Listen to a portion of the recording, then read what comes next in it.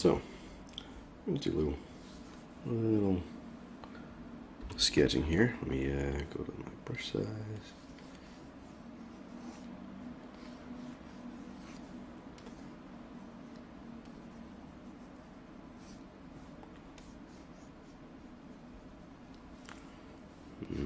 And I'm just kind of playing with some random silhouettes, and I'm just gonna try to see what what pops out to me with these,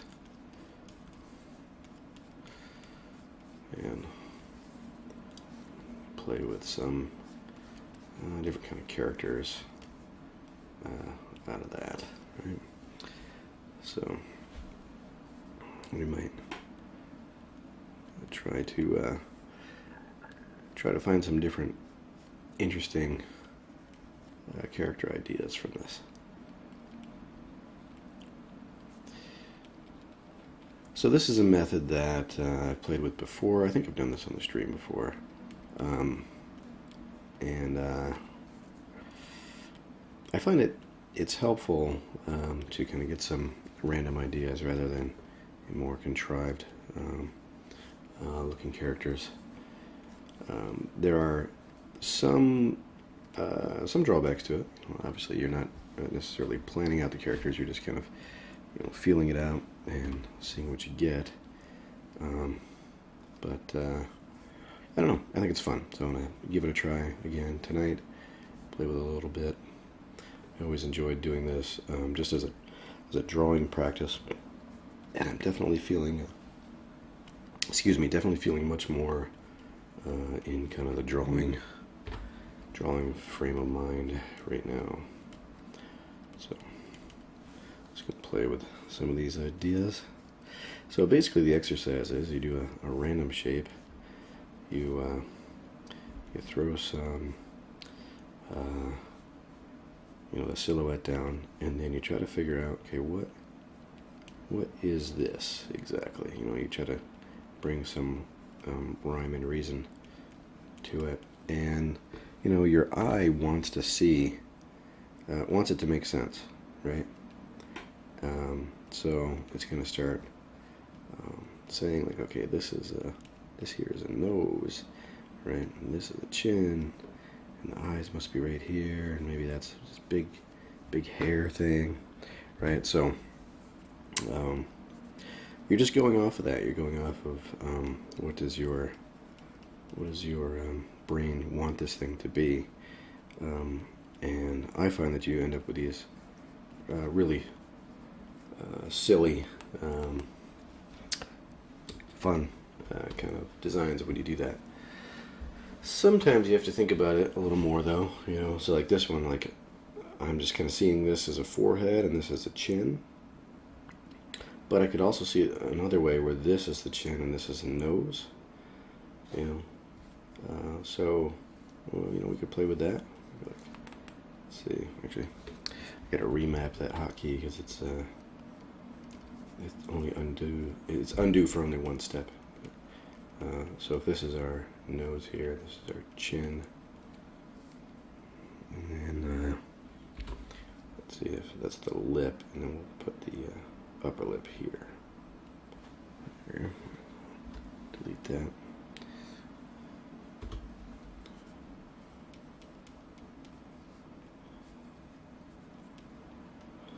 Okay. So anyway, you come up with these fun, crazy kind of silhouettes with this method. So this here, like I see kind of a nose there. Maybe make this an eye on the socket on the other side there. Got some crazy hair up top. Whoops, up top here. So actually, I'm gonna go full screen with this because it might make it more enjoyable to watch. All right, so the hair up here, chin down there, cheek. All right. Something like that. Then of course, even this like squiggle here, it's like, is this explaining the shoulder? So there's there's a bit to play with this methodology. All right, so let's see this guy here. What is this? It's a crazy, really pointy nose, pointy chin, or is this the chin and this is the nose? Let's go with that initial read. Let's see, this is the nose right here. And I actually kind of like the idea of it going, that loop there, that figure eight, making it go kind of inside out.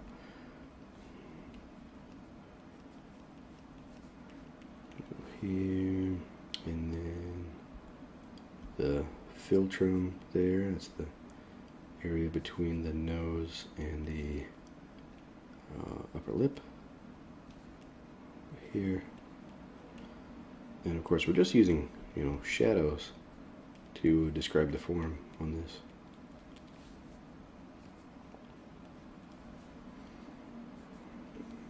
Okay. Let's see.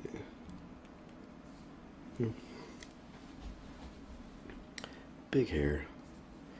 Let's see, big hair. We'll add a little loop there. Swoosh. Beautiful big hair.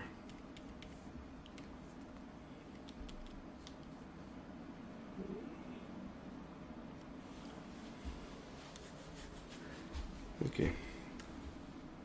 And I might play with the location of the lip here. Kind of like the idea of it being a little bit longer, like a longer face. So if this is here, and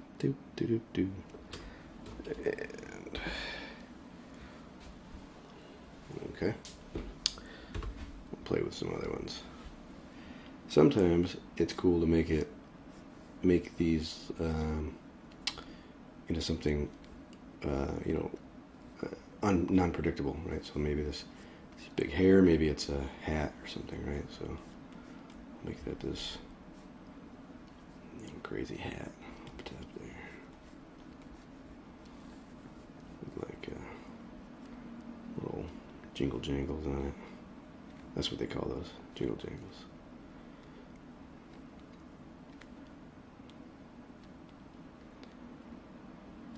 Everyone's got a hat with jingle jangles.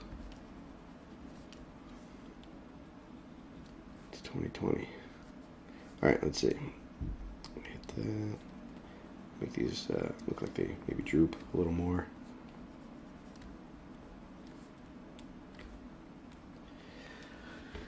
And okay, so now we're looking like maybe this is a maybe that's the neck there. We'll do the chin here.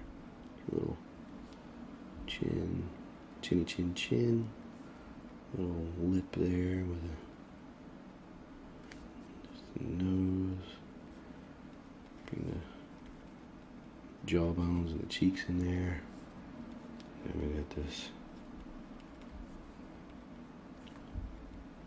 person here, eyeballs. Making a person, you gotta have eyeballs, it's important. Just because this character's got a hat on doesn't mean that it's got to be shaped like a toaster and completely obscuring all facial features. Alright, so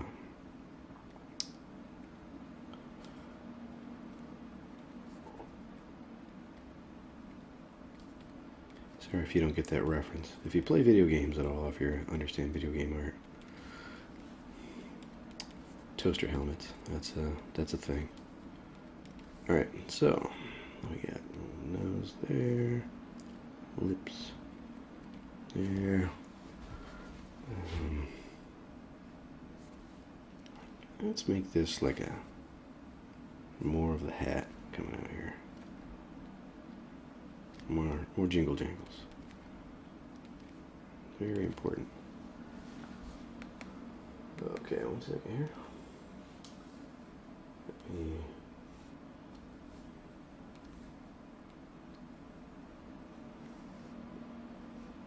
there we go.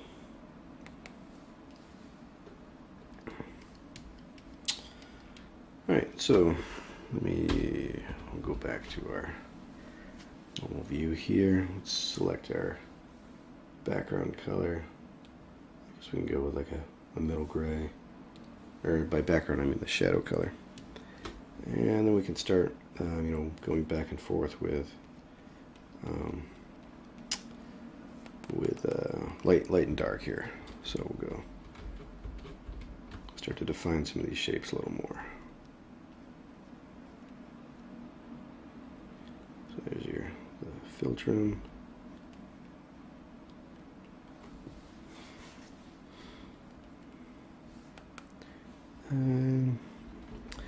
I always like to give these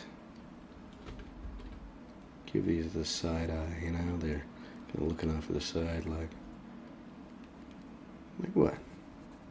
So I look a little strange. Doesn't entitle you to stare at me, right? That's the secret there. If you didn't know, when you're drawing characters from imagination, you just make them look like they're skeptical of you, and then any skepticism that you have about their believability, it all melts away because you feel kind of guilty looking at them. So remember that one. It'll be a helpful tip. It'll serve you well on the job someday.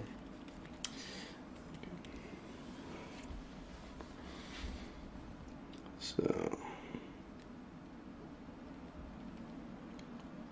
get some of these shadow shapes in there.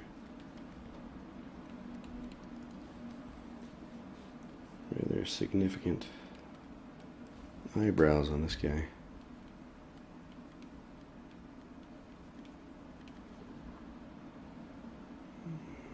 And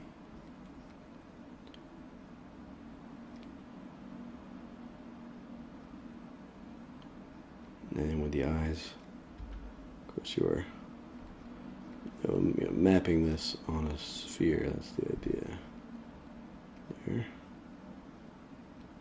Mapping that flash onto it. Okay. Uh-oh.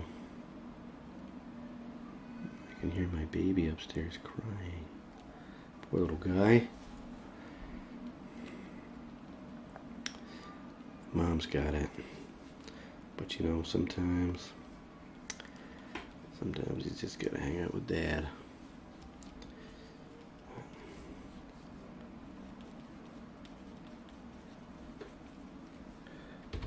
Alright.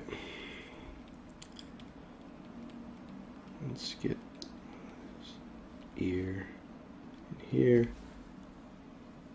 Ear's got an interesting shape to it. All different kinds of ears, but generally you get this little, I don't know what you call that, it's like a little nub there, and then the outside of the ear like loops around and tucks inside there. And then, so that actually goes from the inner ear, well, your inner ear is right, in there, but this guy loops from here and then goes all up and around and then around the back, and then you get this other loop here that kind of overlaps that.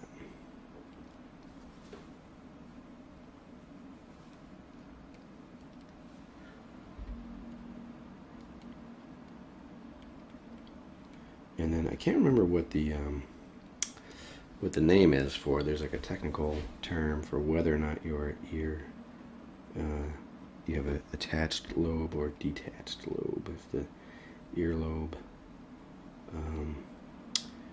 has this break, or whether it just comes down flat like this. There's a name for it, but I am neither a doctor nor a scientist, so I could not tell you.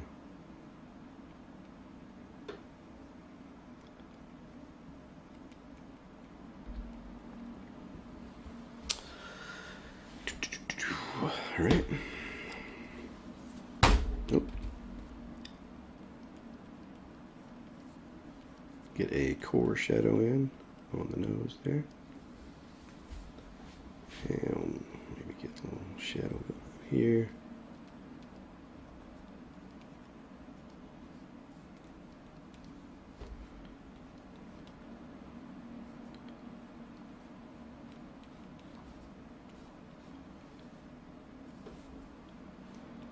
Get that jaw in there.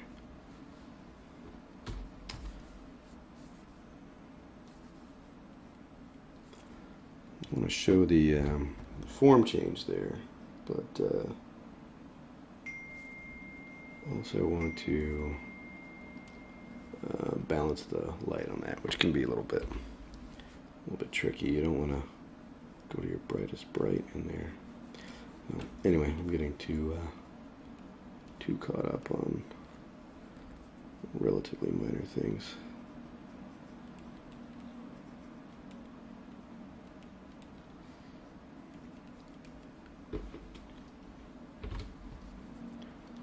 Whoops, switch that color. And at this point, you know, we can kind of have fun, you know, almost sculpting this guy out, you know, or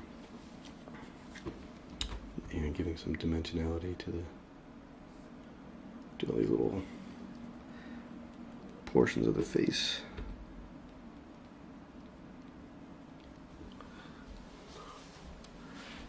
Okay, I think we'll move on to another one. This guy looks menacing.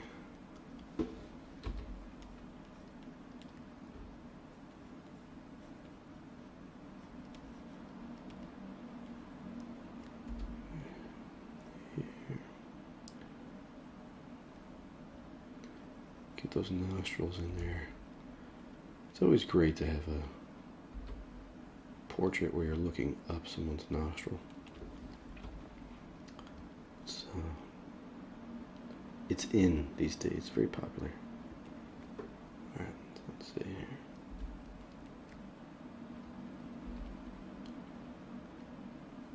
I feel like the eyes need to be squinting angrily. Angry, squinty eyes.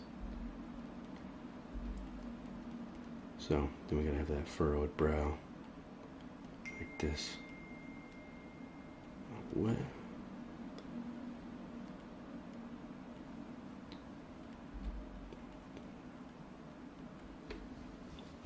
Pursed lip.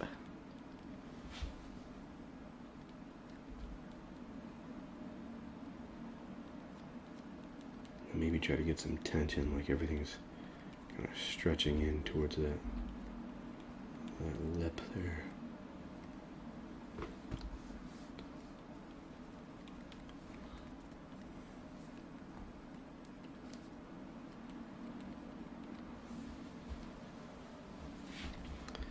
And look at this. See, that's a chin there. Yeah. So, drop a shadow in there. Put a shadow on the, you know, under the nose there. And then this hair thing also has to have a shadow to show that form. And I don't know, this to me looks like kind of like a medieval hat or something, you know. So we'll make it so.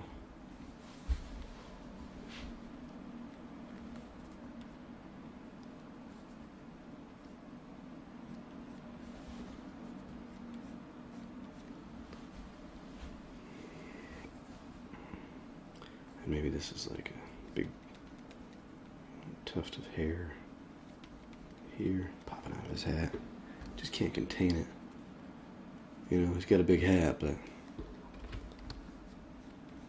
bigger hair.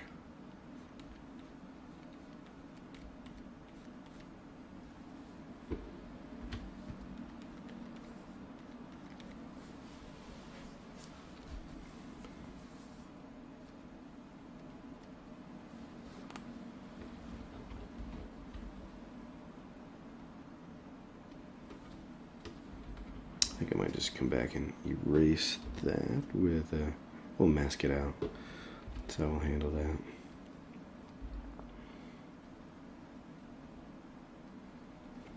Let's see, this.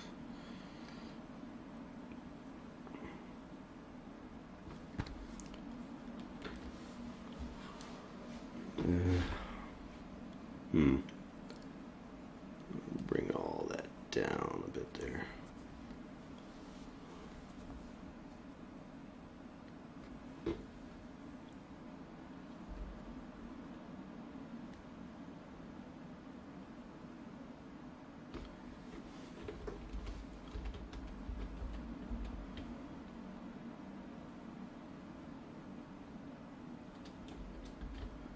So with squinting, you want to make sure that you don't make the eye look sleepy, you know, because the way that the iris sits in there can make it so if it's like this angle, right, then it looks like this upper lid is just kind of like over his eye, and he just looks like he's snoozing. Alright, if you go too down, that's going to look more like this lower eyelid has come up to I don't know, cast judgment. that's kind of how I see that. Maybe that's a little too extreme. So you want to show the pupil in there, I think.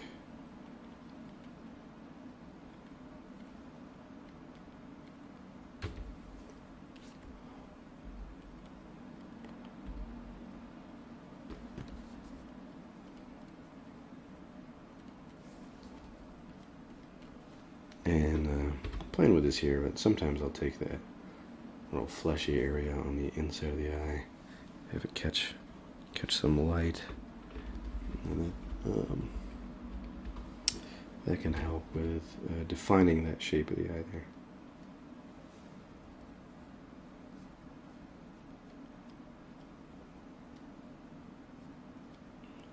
I think we need some little creases and stuff up here to show that it's contorting his skin just to get that scowl going on.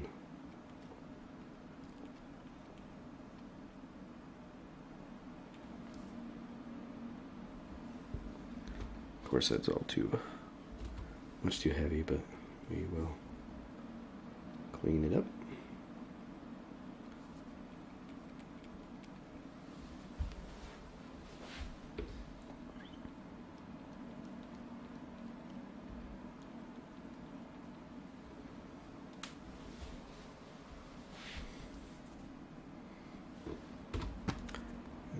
Carry this over a little further. It looks like he's scowling at someone else, and I kind of want him to be scowling at the camera.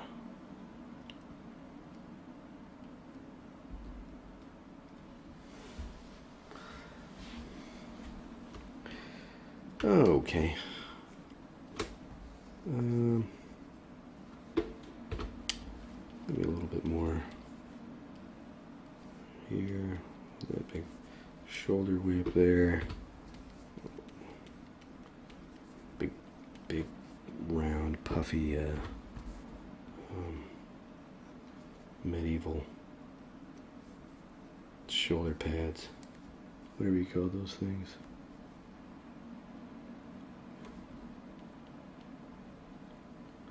Very technical tonight's live stream. All, we got all the terminology down. Puffy shoulder pad things, or whatever. All right.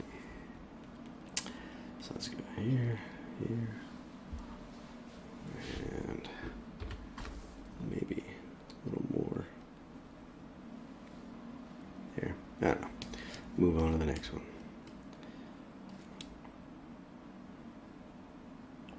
Okay, let's see.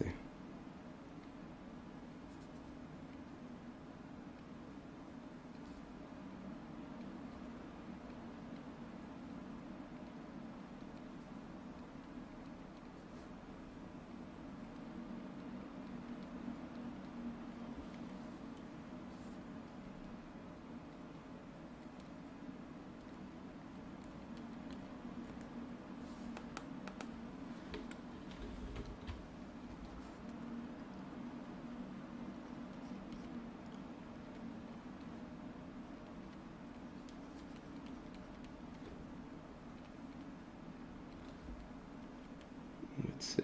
So this was, you're saying this would be her neck here.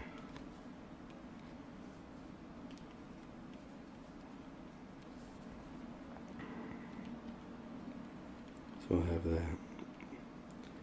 We'll try this, you know, we can try it a couple different ways, but if we have that as a collar, that's like,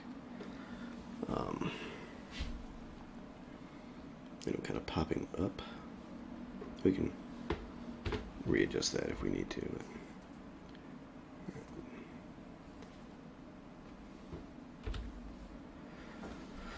So let's see, this weird hat looking shape thing. I'm thinking like connect those two and put this all in shadow.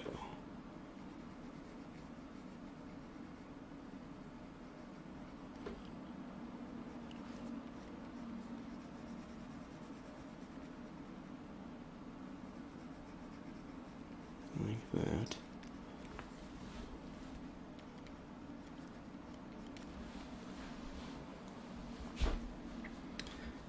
And then this here, you know, I'm seeing these as kind of like they came from behind. They're coming from behind the head there and moving forward. And then these have the little, you know, kind of ball kind of shape dimensions to them.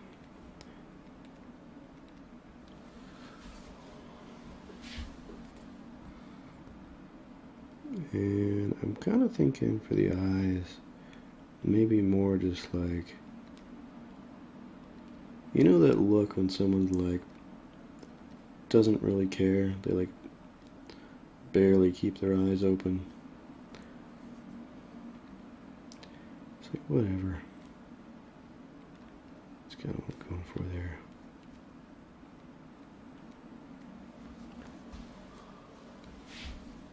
Kind of reminds me of my grandmother. Not that she didn't care about anything, but she just had that kind of cute old lady look.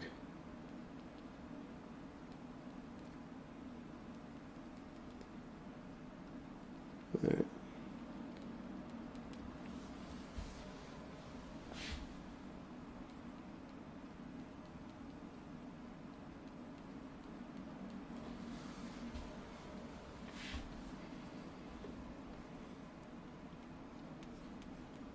This is like a cute old lady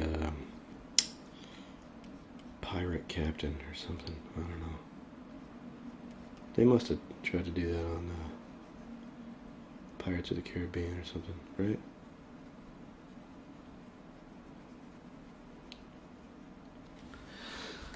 Okay.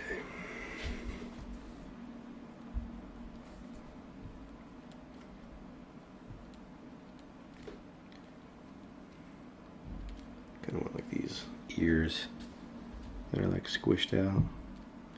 You know, I started playing with this idea. You know, I didn't really mention it, but the first pass on it, I was playing with this. These like hoop earrings there. You know, kind of like squeezed out to the side.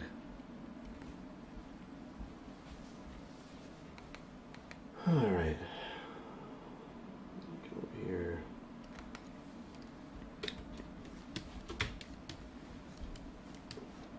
This one, I don't know what I'm thinking. This is like, I kind of want this to be like a mustache, but like it doesn't connect to the face, so it would be like coming out of the nose. And that's a little crazy. A little crazy, even for me. Alright, and then I wanted like these lips that are like protruding from the mouth. They're protruding from the face, rather.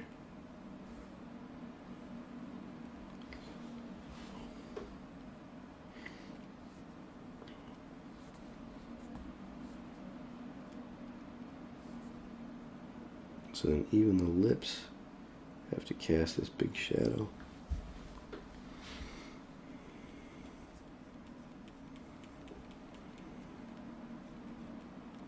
And that's the mustache there. I think this should be like one sweeping arc there.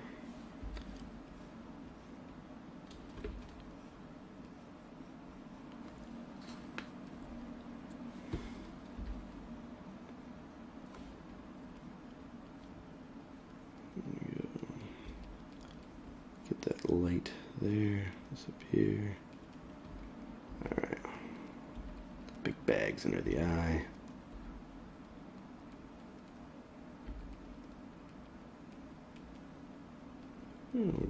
Give that nostril a little bit of,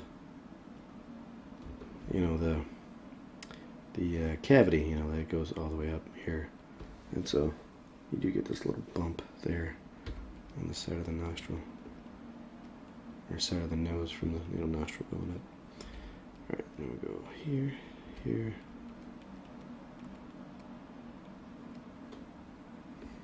And we should probably just figure out what we want to do with this eyeball. Is it going to be, again, with that skepticism, like when he's looking off to the side, like what? What are you, what's the big deal, right? And then all of a sudden it makes all the weirdness okay. It's like he's aware that you're looking at him with that judgmental look, and it's not his problem, it's yours. Right? So I think you need a little sideburn here. Some hair. Big hair. Always big. Big, beautiful hair. Hair. That.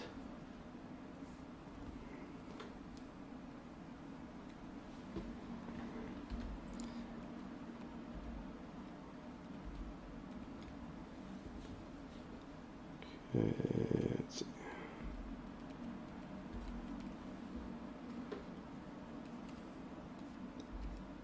Bring in a little bit more shadow into the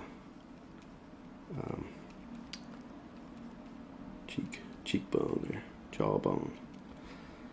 Right. No, that's the cheekbone, not the jawbone. I don't know what I'm saying.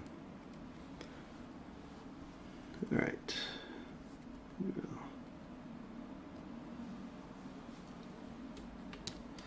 All right, so then this last one here, that is it. No, actually, there's two more, I guess. So we'll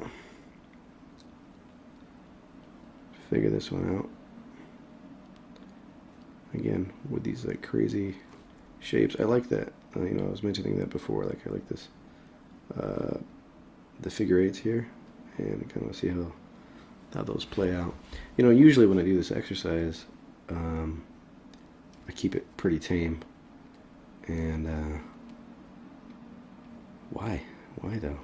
You know, the more you play with it, the more crazy and interesting it can be.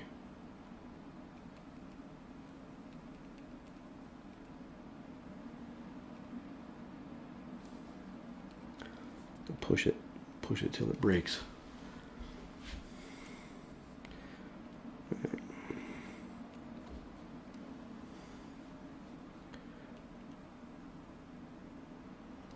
Now this chin, you know, obviously I think the temptation is going to be to make that a beard, and maybe that is the only way to do it and make it work, but I do want to see if I can push it to be a,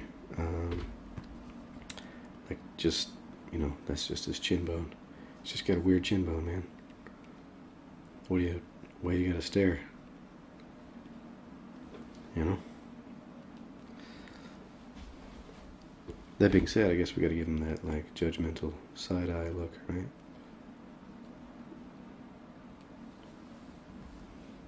Like that. There we go. Now he's aware. He's completely aware of his abnormal chin, but could he just let it go? Why you gotta stare at his chin? Alright. Get the hairline there.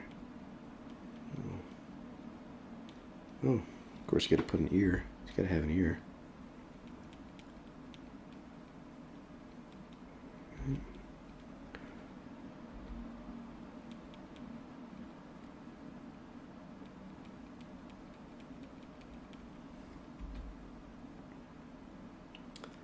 There we go, there we go.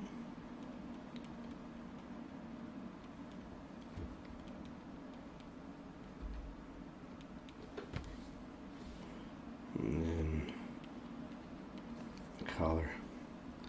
It's one of them straight lace kind of guys. You know, maybe with a tie. Let's put a tie on him.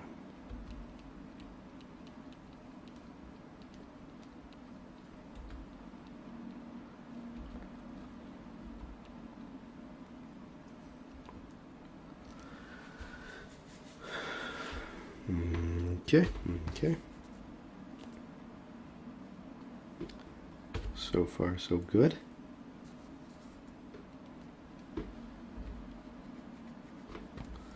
I think this should probably be in shadow there. I mean, we'll still keep that, you know, reflected, you know, edge highlight or whatever. But do the rest of this. Oh, shadow-like.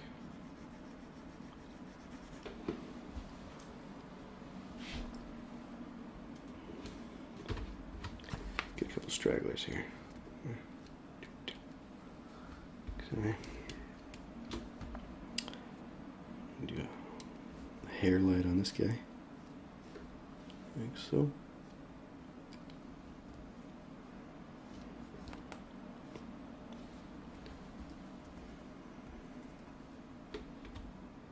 I guess there's one more drawing here.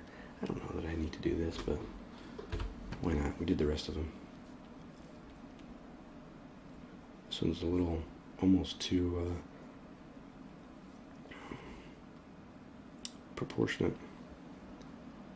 It's kind of painful to do something that's not as crazy.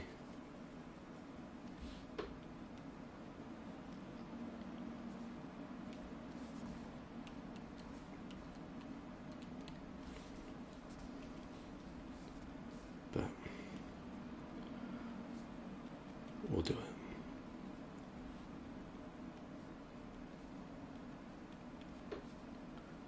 Okay. Get that nose in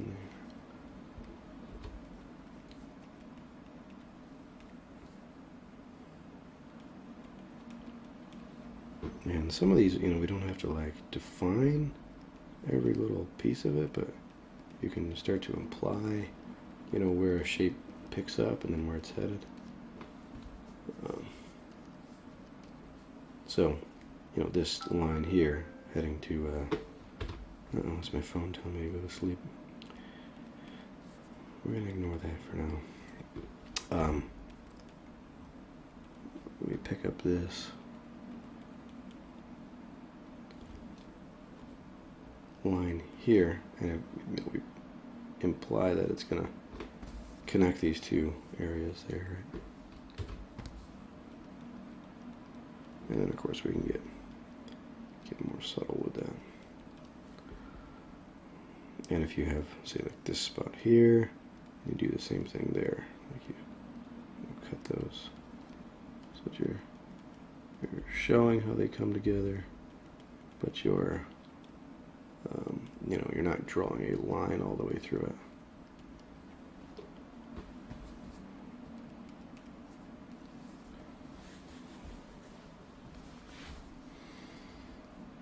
All right, let's see here.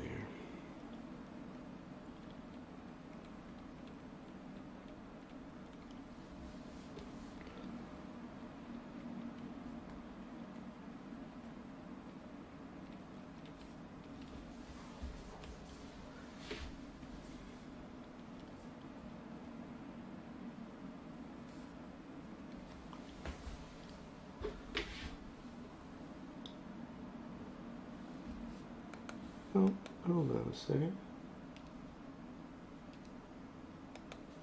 There we go. I was looking over at the stream and apparently I had accidentally paused it. So it was not, wasn't keeping up with me live. Okay, so now that we've got all that in, let me zoom out here, have a look at them, and decide how I want to mess with these. I mean, usually at this point, I have the tendency to start throwing in some color, and I'll go ahead and do that. Throw in a little, just block it in, and then come back, play with it a bit more.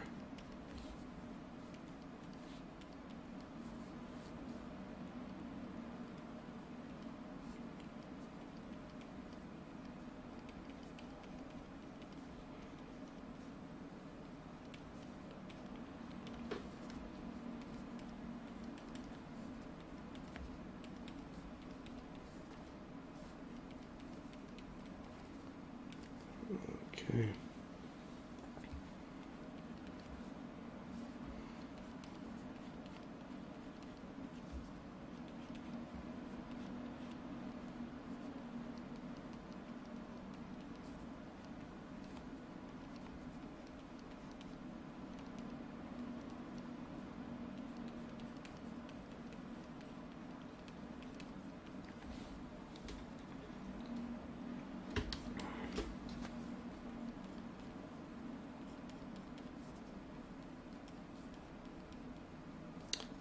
Some of these, you want to be careful that they don't lose their life. The thing that's making it work, making it, fun or quirky or whatever. As you start to do more of the rendering passes and the color, things get locked down a little too much. So just be careful, at this stage that you're still keeping it loose. You're still letting things come through as gestural. Yeah.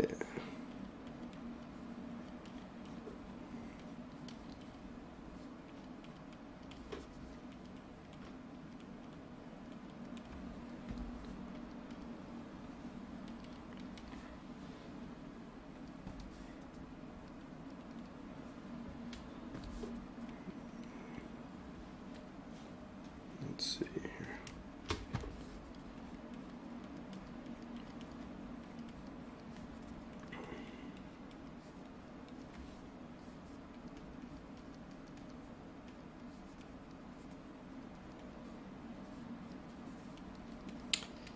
And I'm also, being conscious of the fact that as I'm bringing this in, this has a local, value.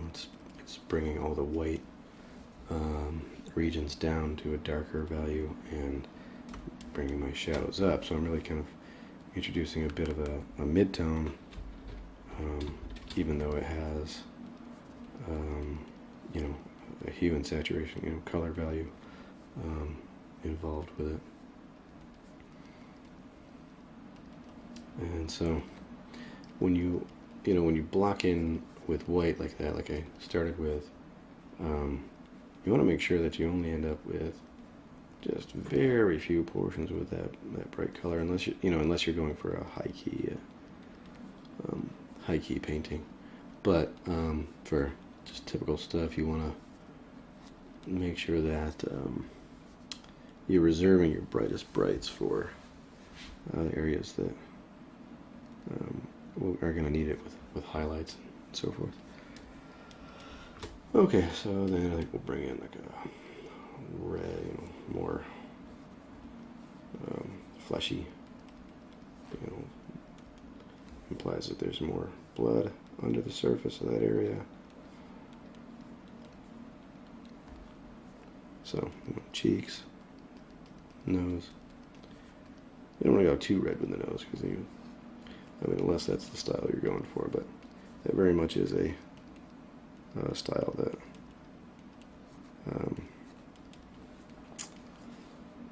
you may inadvertently stumble upon if you're not too careful with how much red you apply to that.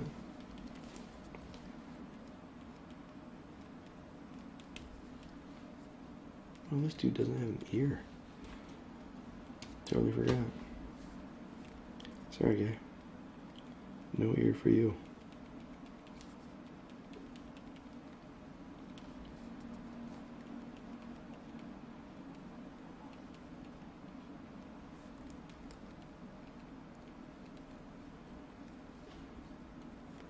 Sometimes you can put that saturation right at the edge of a shadow. That can help, make that pop a little more.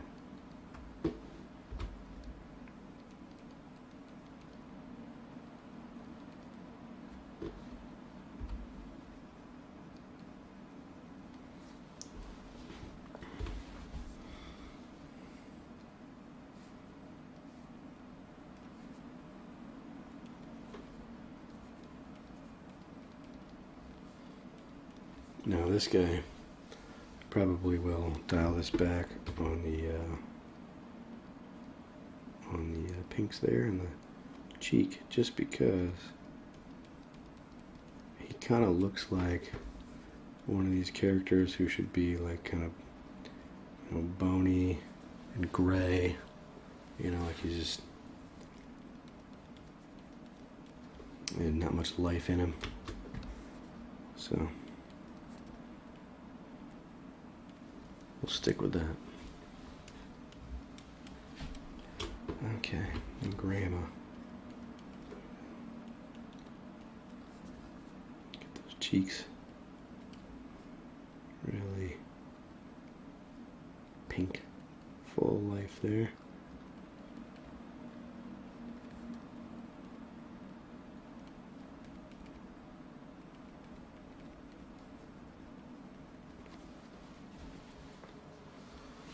I think I'll bring this into this area a little more. That's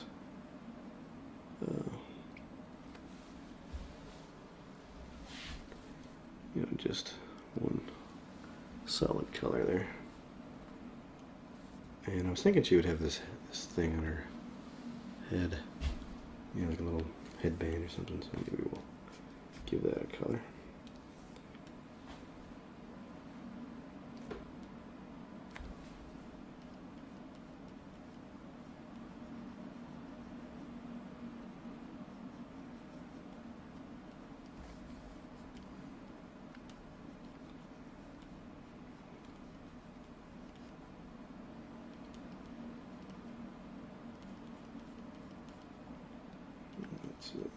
Bring that up.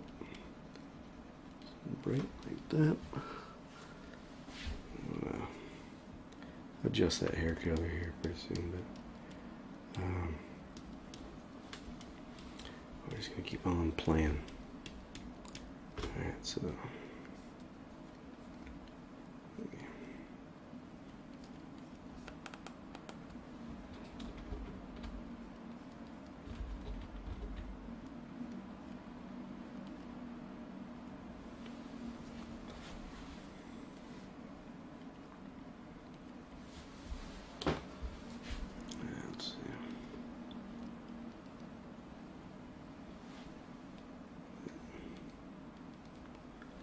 It looks like blemishes or something, you know.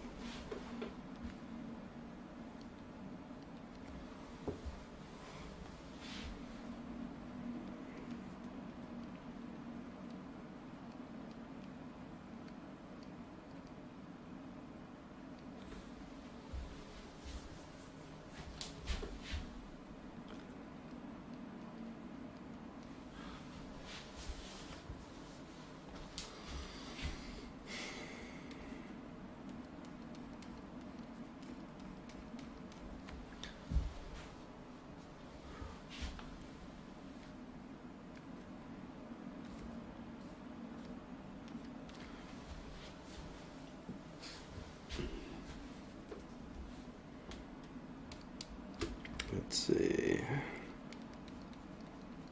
Bring that shadow back in there.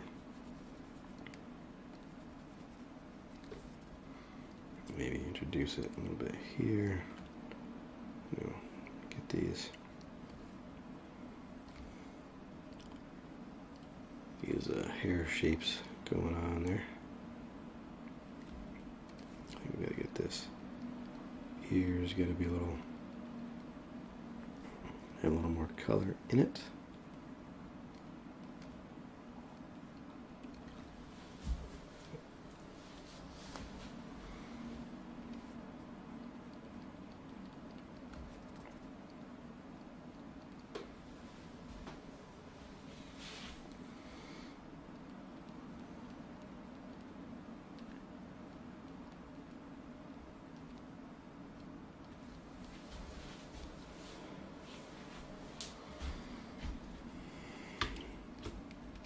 Get more of this color in here for this guy.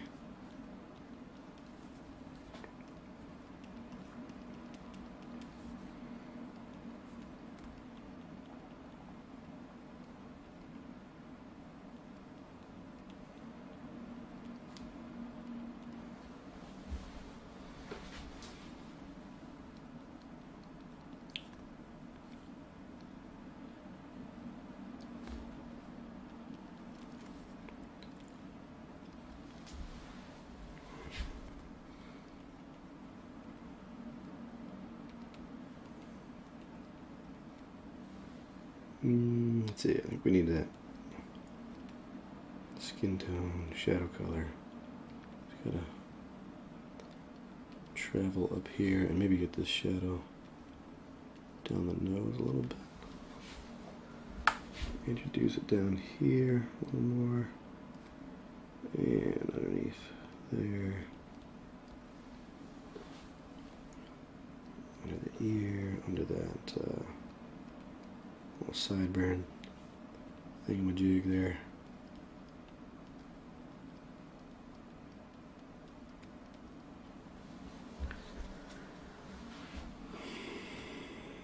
Get this mustache figured out. I think that'll be kind of a lifelong effort for this guy to get his mustache figured out.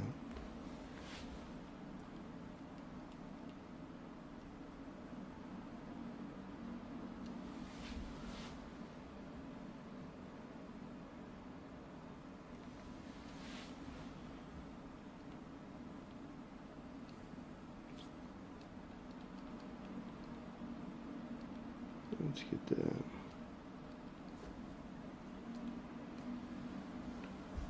Shadow shape in there.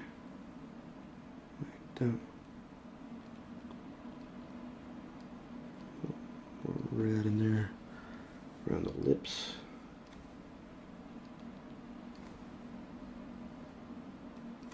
Maybe a little darker here.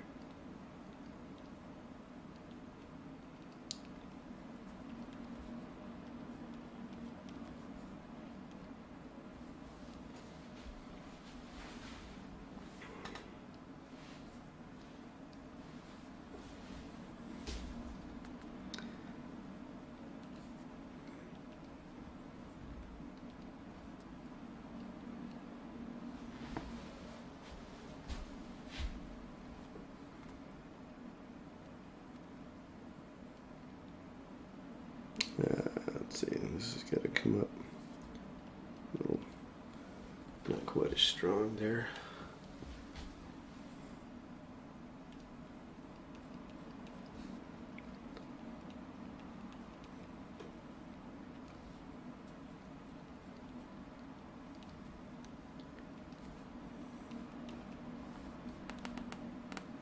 Yeah, I feel like this guy should be like a punk rocker or something, with like a V-neck,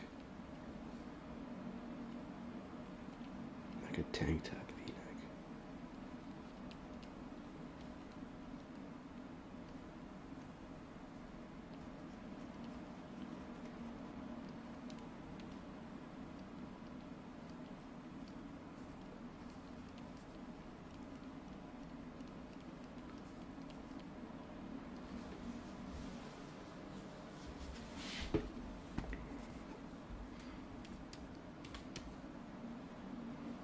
Okay, let's see.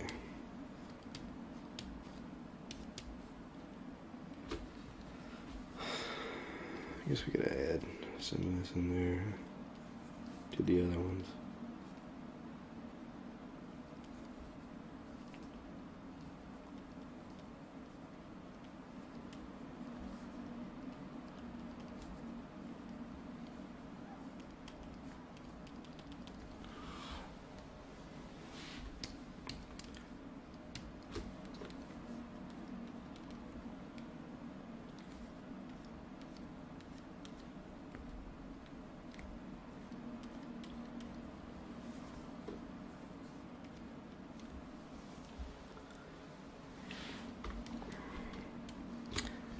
Let's see here.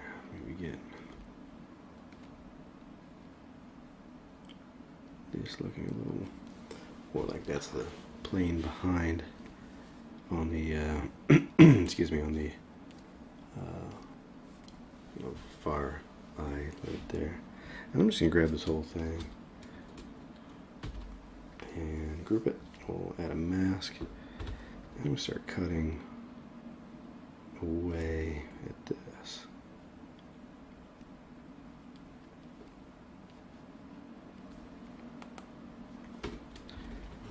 You know, it's funny, the shape of the nose seems to add, so much.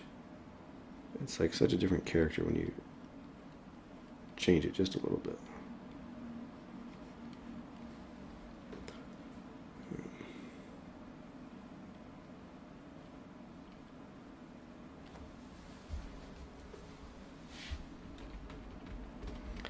I kind of like that being like he's pursing his lips,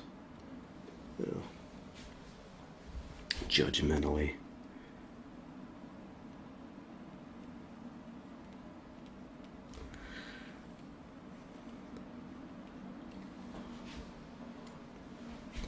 Alright, we'll cut this back, that back there.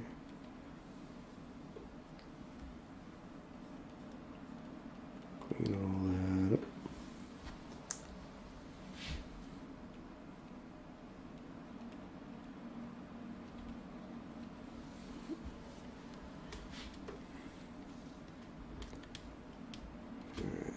This guy.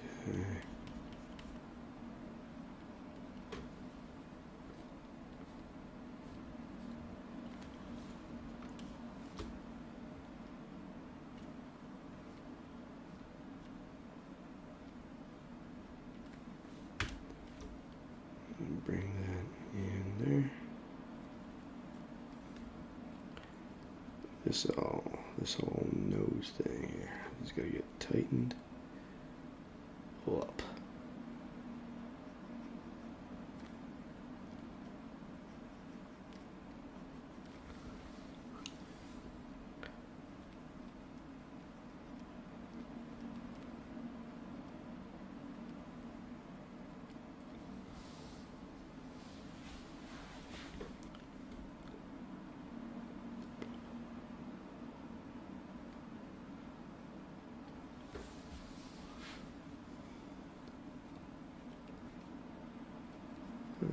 Okay.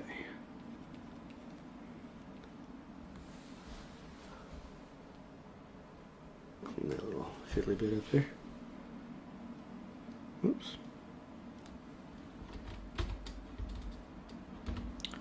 accidentally picked up that color.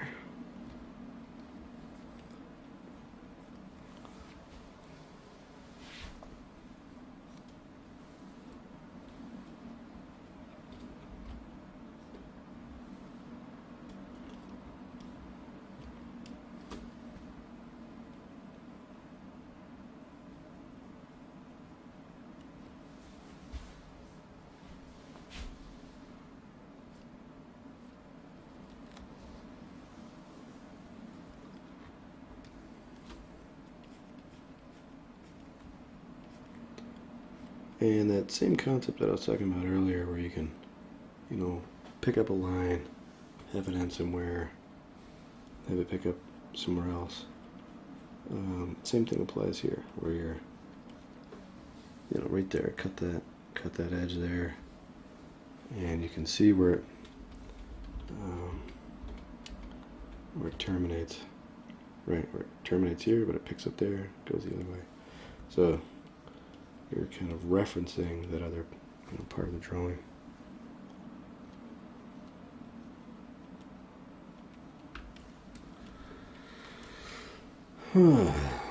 Okay.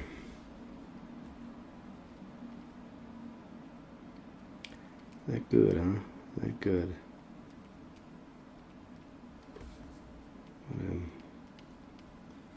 Start this thing maybe a little bit too tired. I've been trying to switch my sleep schedule up, which is not fun if any of you have ever tried that. And I've been working late nights to accommodate just the rest of our family schedule. You know, so that my wife could work during the day, I work at night. And turns out you can only burn the candle at both ends so long until there's nothing left. And so I decided I was going to switch up my schedule, you know, get up earlier and give that a go.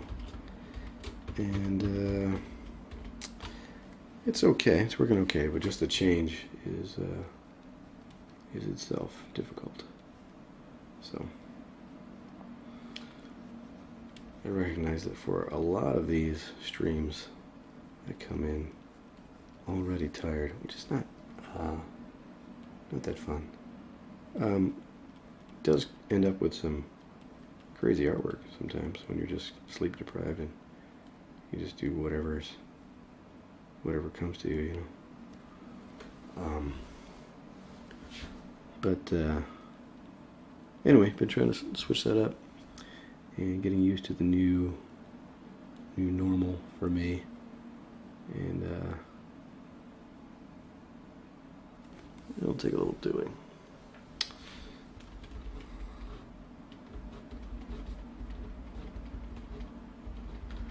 Kind of like that lip sticking out there, like he's pouting.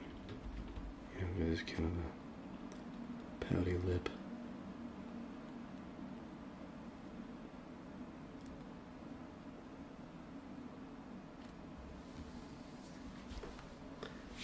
We'll go with it. Okay.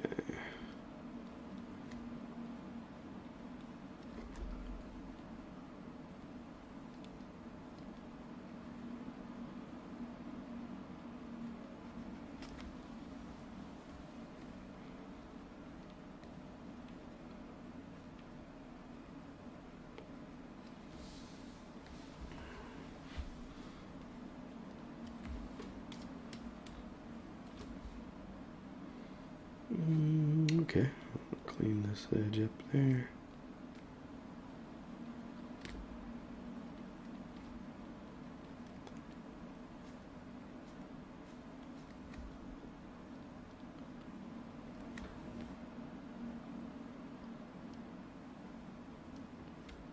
Not sure how I want to handle that. Kind of like it being, you know, like these little stray lines there and stuff. But I want to make sure that I'm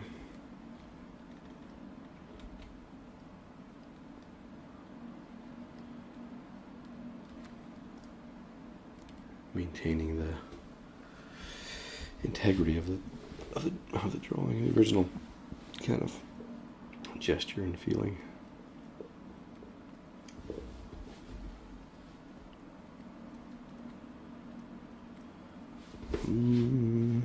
I'll back that one up a little bit.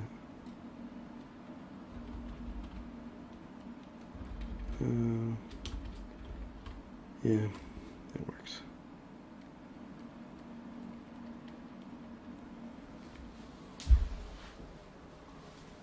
I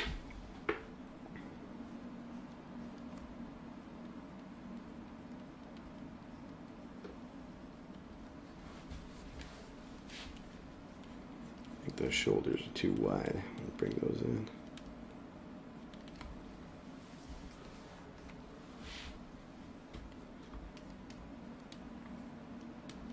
Okay, now I'm going to just hit this with some overlay stuff because that should add some life to it.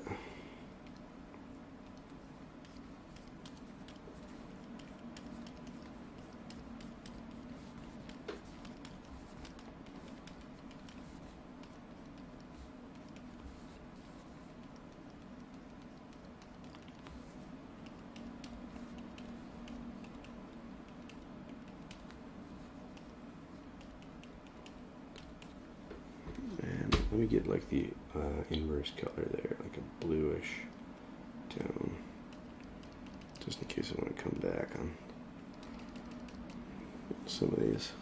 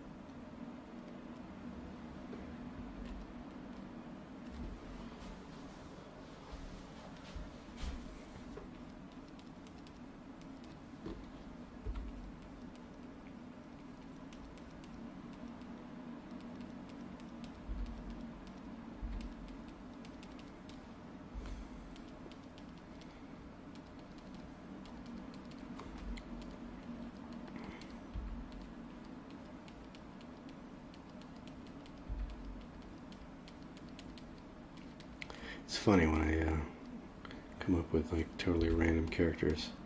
I have to ask myself, like, would I hang out with these people? And I don't know, I might hang out with Grandma up here. She seems kind of cool. I might hang out with the punk rocker guy. You know.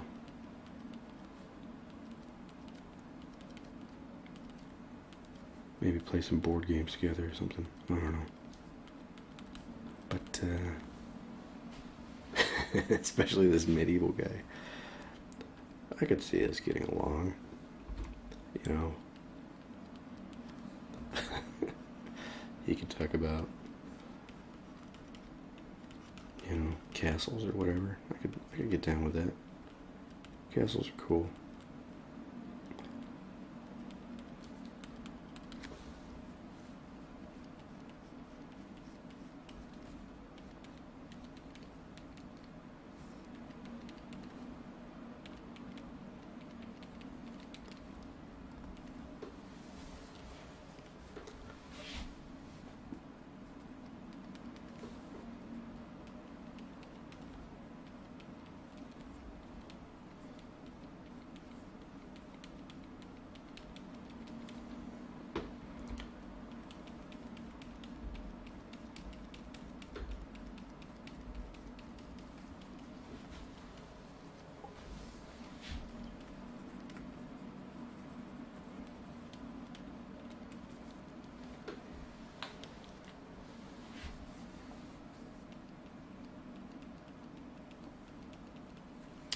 feel like I've met this guy though.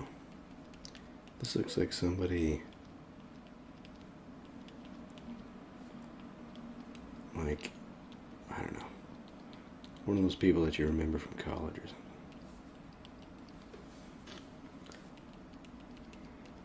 Don't know who. If this looks like you and you're watching, I'm sorry. I'm sorry that I depicted you here.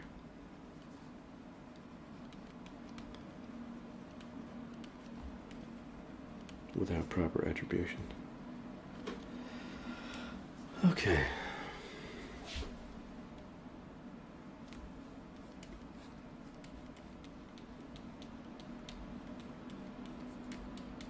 Now I'm just going to come in and erase out some of this stuff.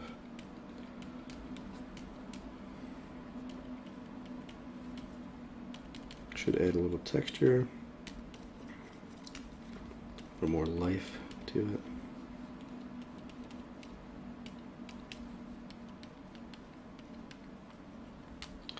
I'm going to talk about that a lot. The paintings, drawings having life to them. And then sometimes what I'll do is I'll just take a new layer and we'll grab this and we'll just start blending. You know, we'll just grab some of these values, you know, from the combination of these layers and just start blending them in so that they you know, tend to make a little more sense. No guarantees on that, on the sense making, but that's the aim.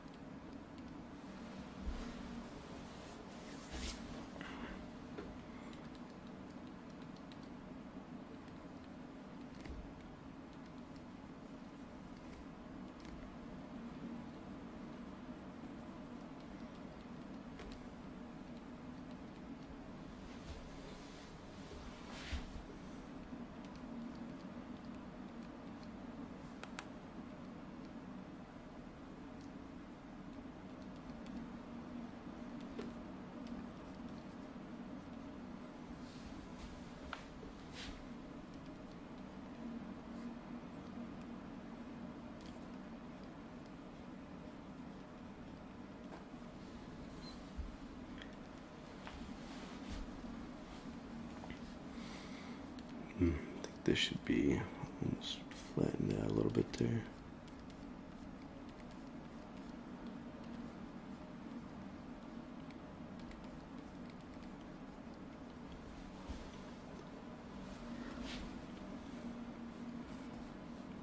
This might need highlight there. Make that a little more dimensional.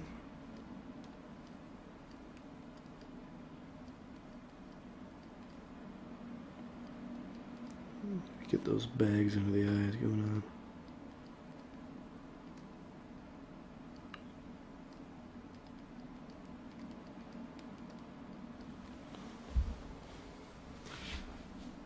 And I think I might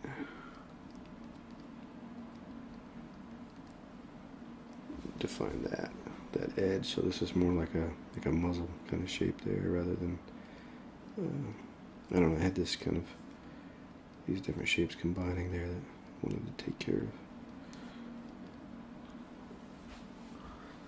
Let's see.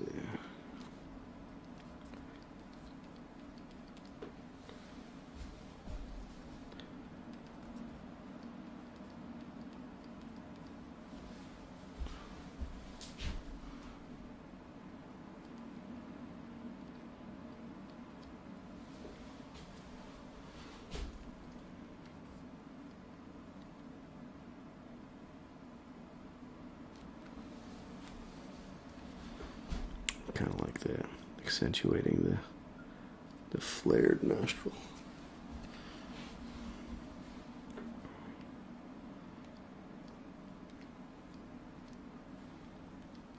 Why would you do that? Why would you intentionally accentuate a flared nostril? I don't have the answer to that question.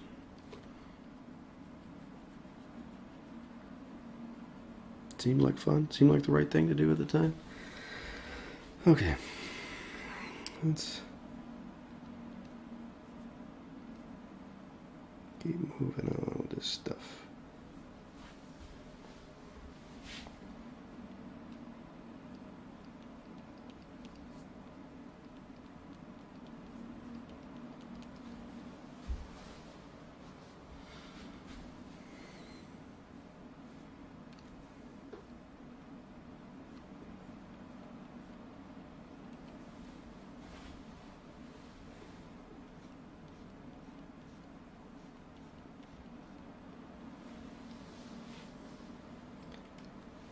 Okay.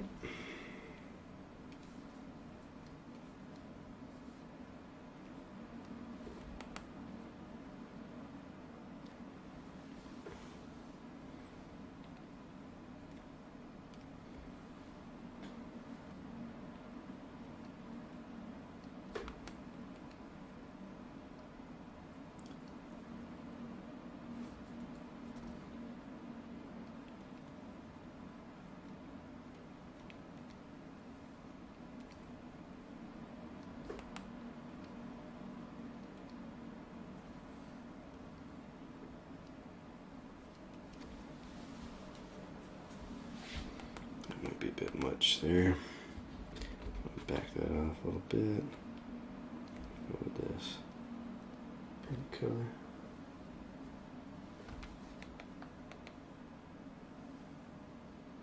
Just catching up on the chat here.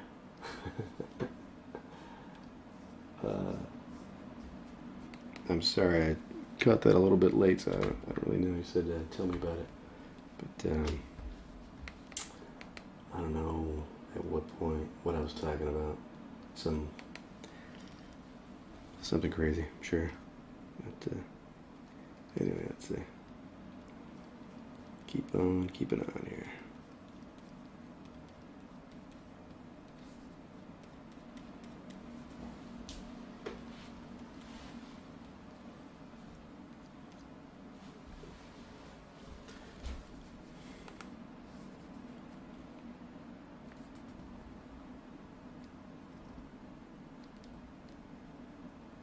Get that pursed lip really just a glistening.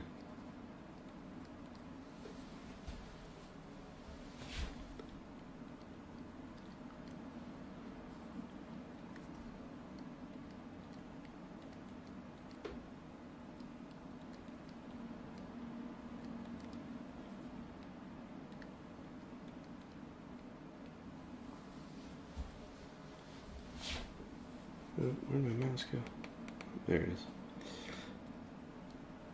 Lost it for a second. I think we need to flatten that out so that it's coming forward.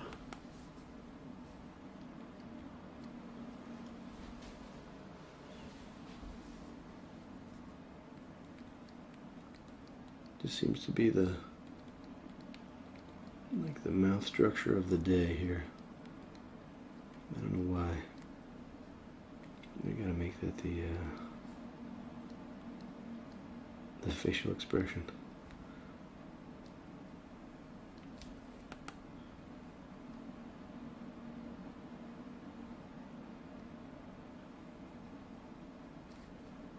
I should probably pick a color here to represent this lower angle of the nose. We'll get that. Do another flared nostril. Why not? It's gonna be my calling card. Oh yeah, you're the guy who does all the strange portraits with the flared nostrils.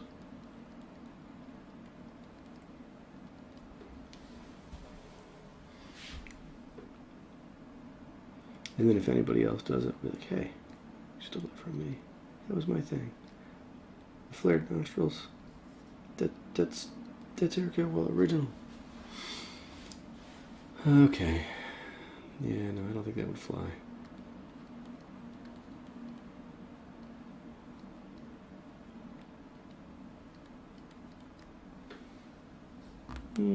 Okay, I think this has like a really sharp point at the end that I'm trying to describe.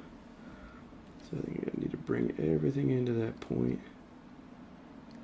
And then we do something like put a little cap on the end there and make it squarish.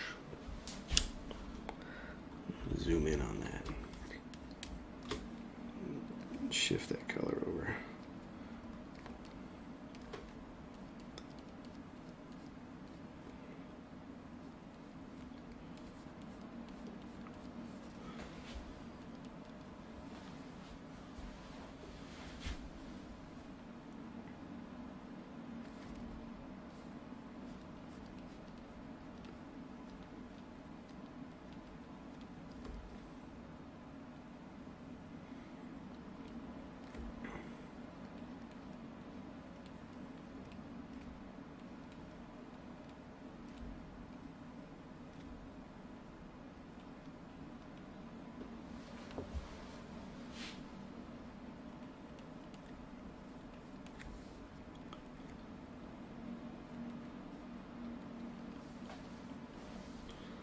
Okay, that looks about right.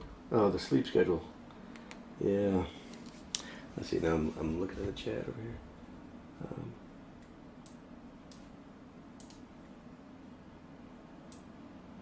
No, it definitely is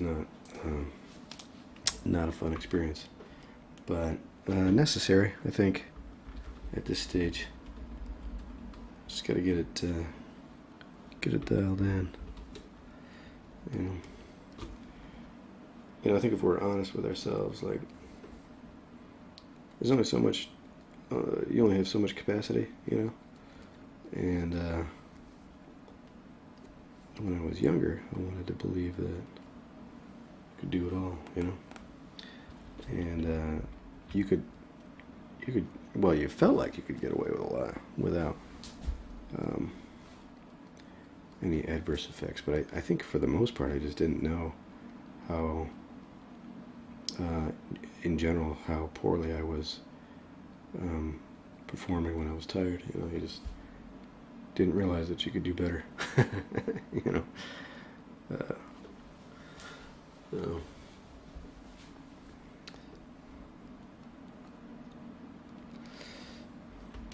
Let's see. I remember taking a class. It was I used to work for this aviation manufacturing company, and we did this class on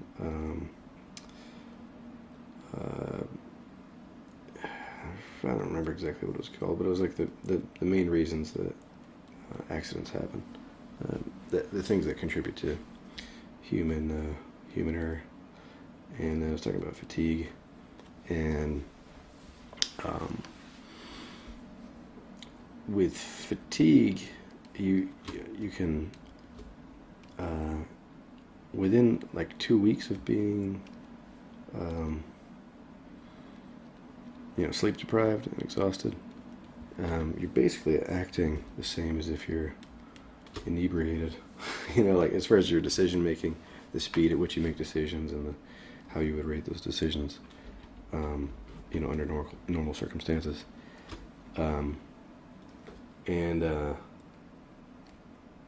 Anyway, this insidious thing, though, is that you don't realize it. You don't realize that you're, making bad decisions, making slow decisions, slipping up on a lot of verbal stuff. And that's something I really, really started to see lately, is if I don't get enough sleep, my verbal acuity, or whatever you want to call it, like, it goes down to the point that, like, just basic words, I'm like struggling to find, like, you know, what is that word? And it's like, and it's usually something like so, you know, so basic, you know. But I also kind of struggle from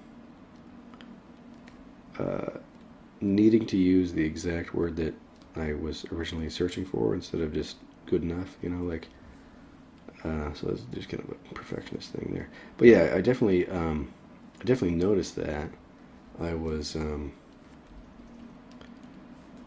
just kind of lapsing, you know, like just like man, I just can't seem to find the right words.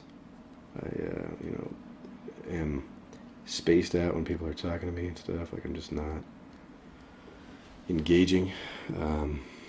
You notice it with your kids and stuff, and you're like, yeah, okay. I got to adjust my sleep schedule in order to get on top of this, and you know, nip this in the bud, because it's no good. You know, you don't benefit from it. You feel like you're gonna you know, get another hour in here, an hour in there, and then you realize that you're not really doing anything beneficial with that time. So yeah, that was, anyway, that's where I've been, and that's kind of what has driven the decision to switch the sleep schedule, and we'll just hope for the best with it.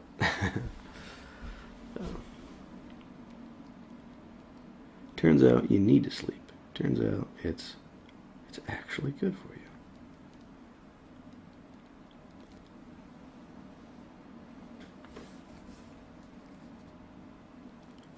It's like one of those kids that, you know, never sunk in as a kid. You know, bedtime was torture. I mean that metaphorically. Like, just did not want to go to sleep.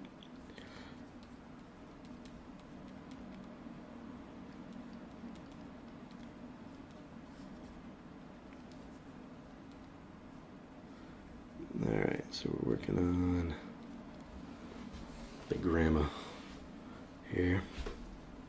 I think I want to reshape. I'll zoom in a little bit here.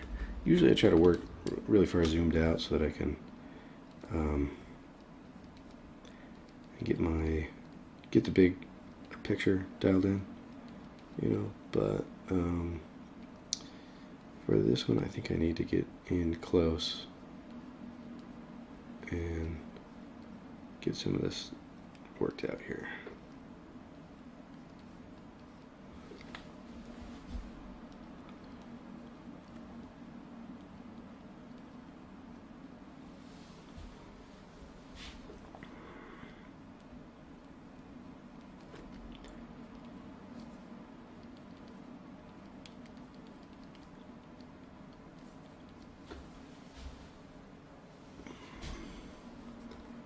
These are, you know, these can be kind of tricky, these back and forths, but like, and by back and forth, I mean back and forth between light and dark value.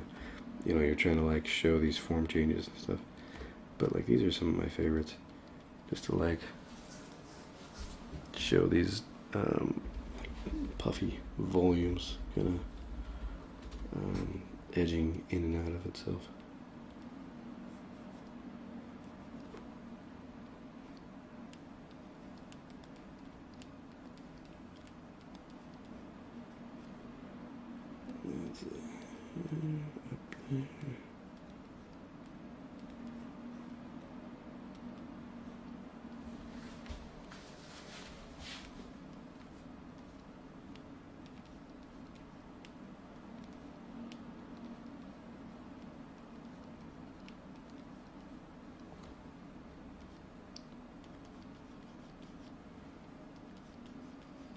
Blend those together. Let's see.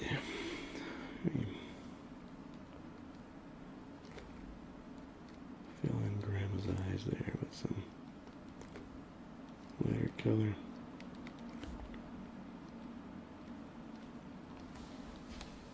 And I'm going to get that catch light in there. So kind of based on where everything else is, it's actually kind of straight on. And of course we can do a bounce light.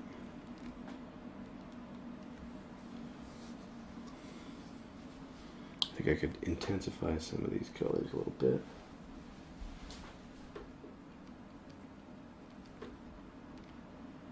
And here.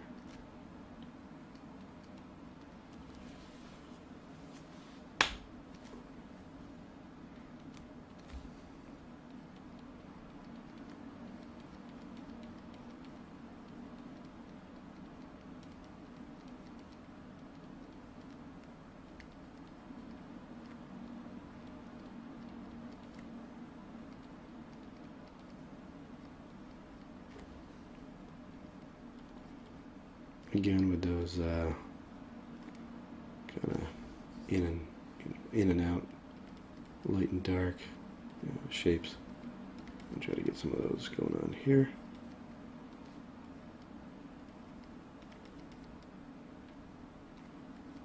On the nose and in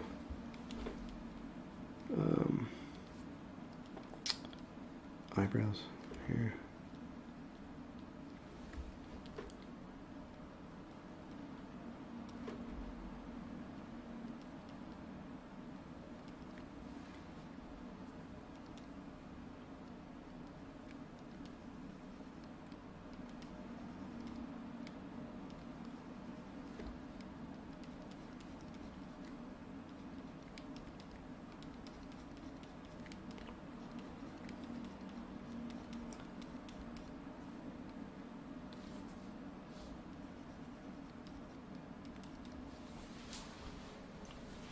I think I need to square that one up a little bit, blend these in.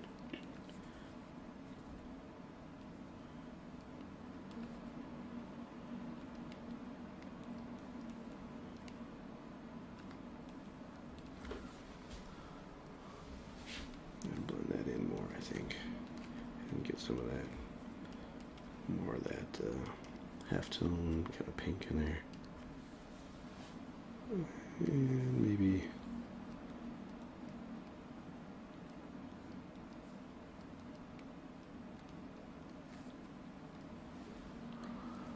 I should probably zoom out, have a look at the damage.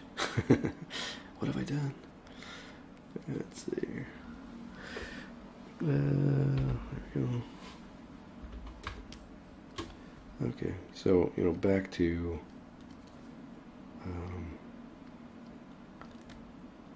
working it out as a whole image. I think I need to shift some of these things around here.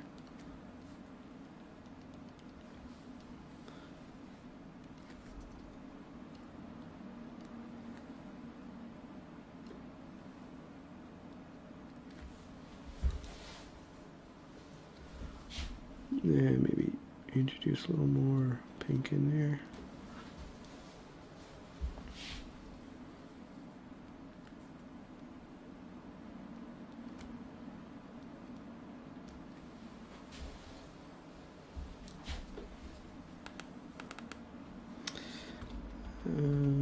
Let me bring that down more like that.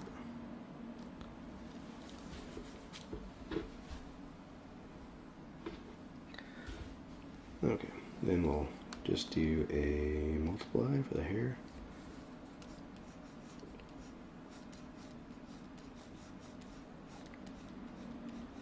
Oh yeah, that was going to be like a hat or something. Well, it's hair now.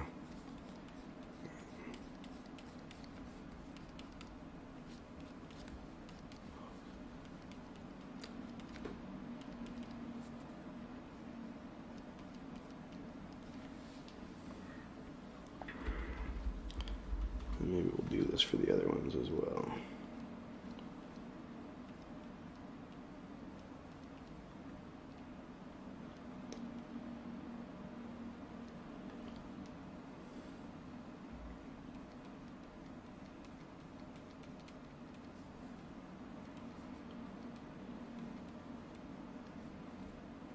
He needs like hair on the other side too, I think.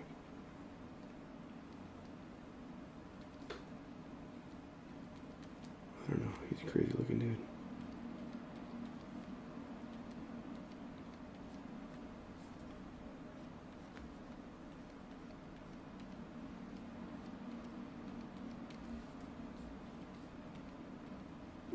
And this one, I'm just going to try to leave a little bit of, light in there to let that do some work on the lighting side of it. We can come back and actually draw in that highlight on the hair, but if we get mostly there without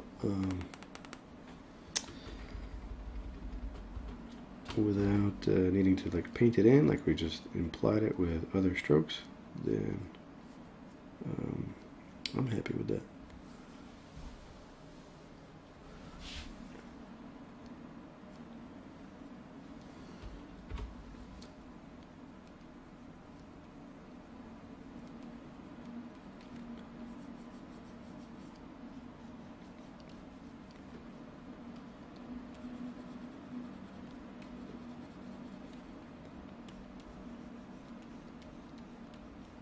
I do like having a little bit of a rim light on the hair. This hair is too crazy here. That's nuts.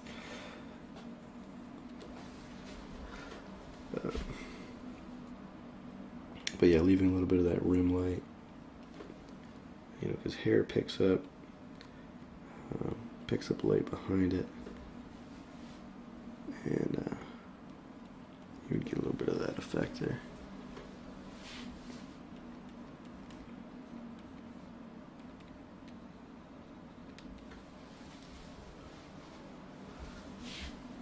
Do that with grandma as well.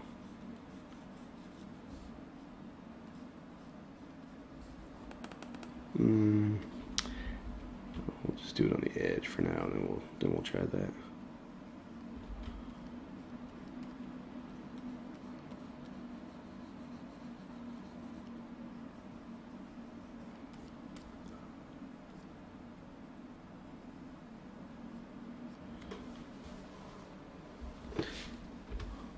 Paint that back in a little bit.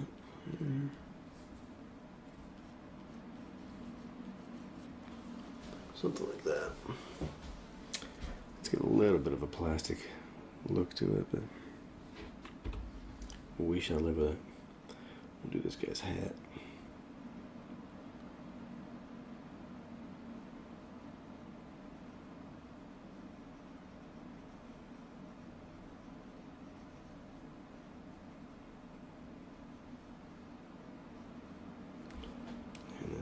That will come back in and add the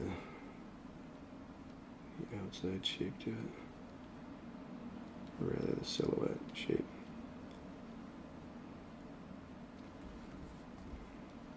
I got all the technical terms down. That their outside shape there. There we go.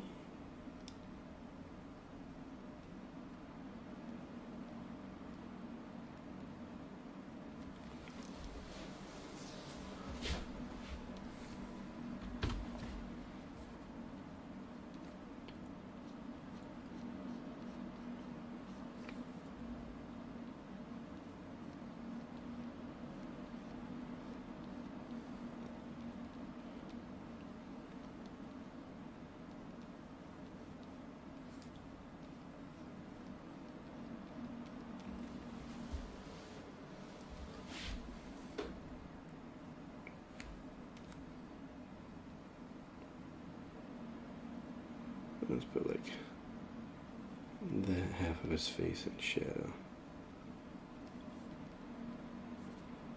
Maybe part of the nose, make that like kind of sticking out of the shadow. There we go.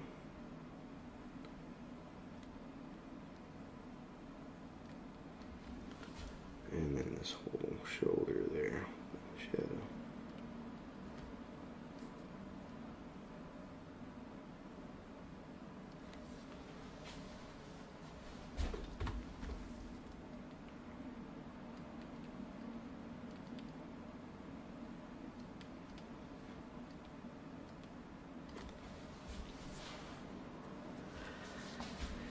Yeah, I don't know, something like that. This guy here, he needs something more. It's like I almost like him. Almost. But he needs something to like make his character pop a little more, you know?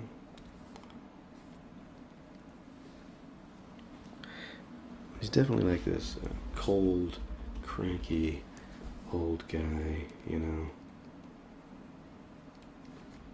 But you still want to have some life in there, you know?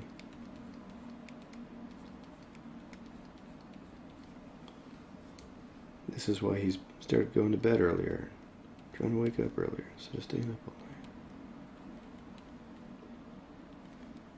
He's working on himself.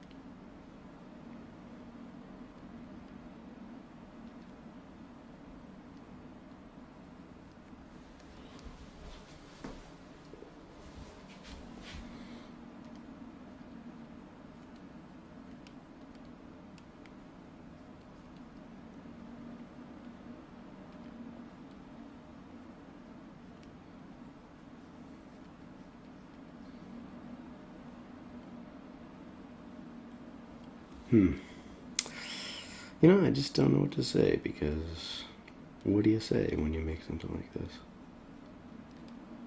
Other than, I'm sorry? I don't know.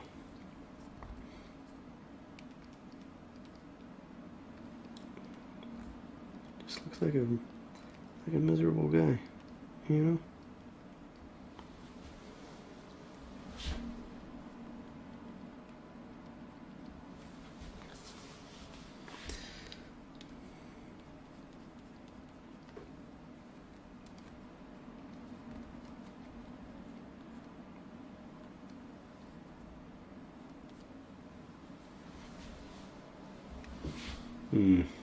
You know, I guess we could add like a bounce light here. Why not? It's our painting. Do what we want.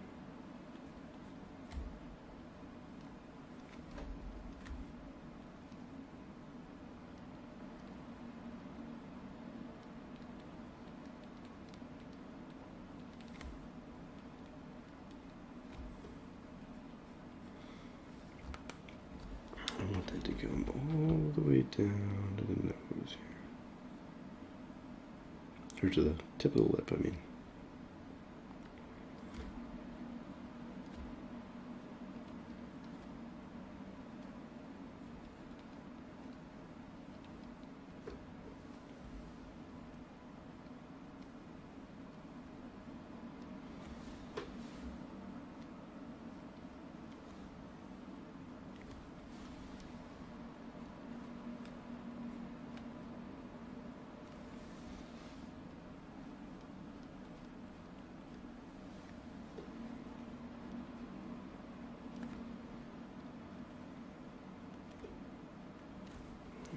Something like that.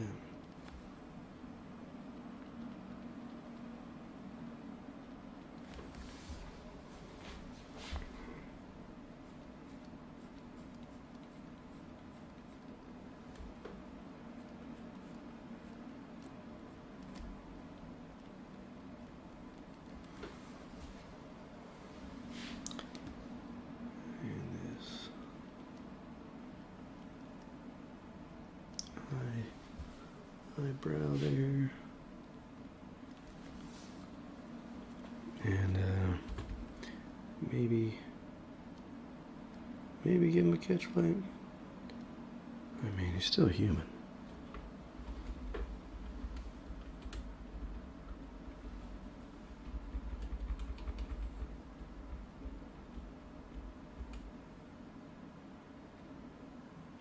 Sorry for all the zooming in and out. That's just what I do.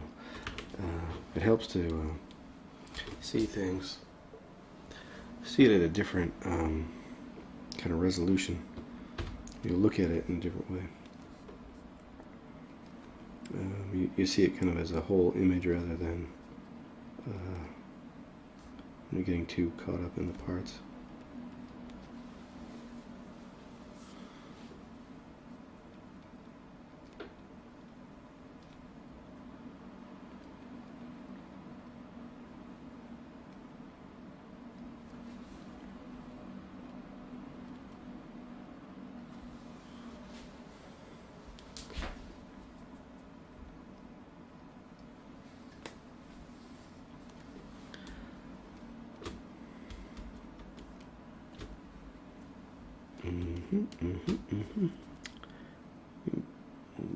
Add in some of these lights for our grandma character.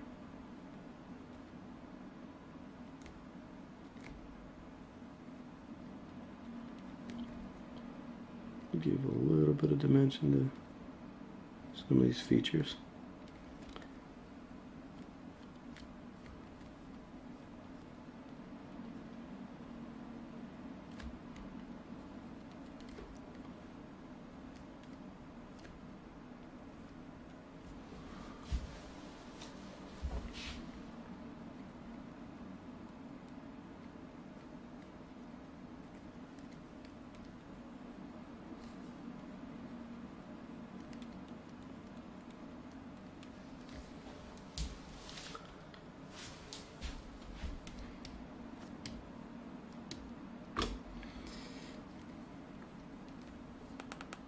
I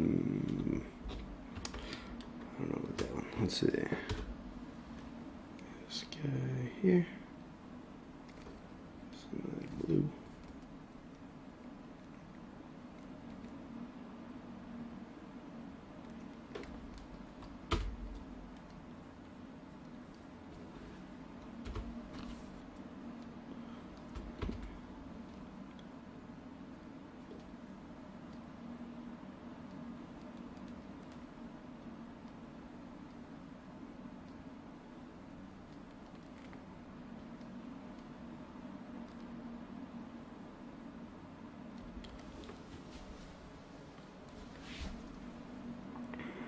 He is in this image, but he does not have to be happy about it.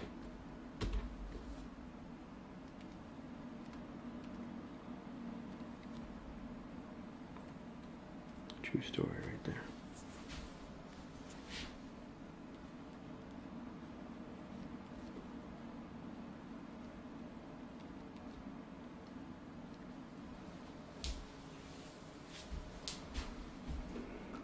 Make that like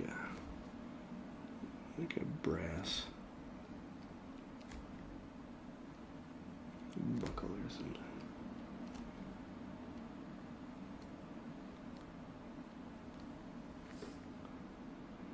Yeah, add some little greens in there and stuff.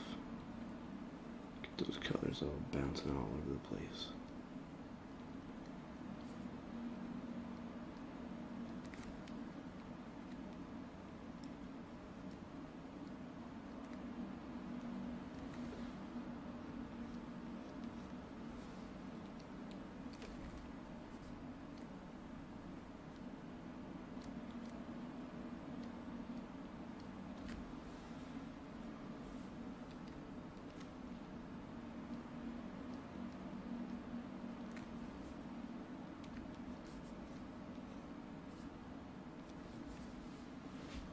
And this upper brim here, lighten that whole thing up. And crisp up that edge.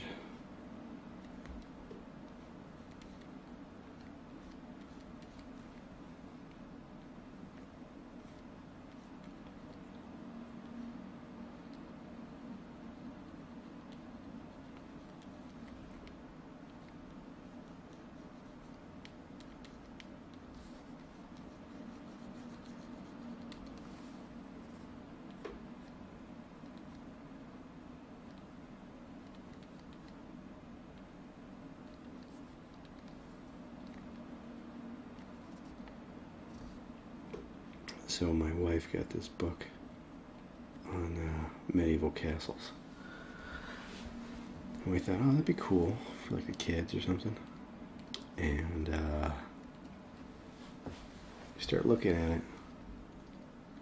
It's every single castle's got its torture chamber illustrated in this book. It's like, what? Okay. I'm glad. I'm glad we didn't live in those days. You know. We got our issues today, but that was I call it the Dark Ages for a reason.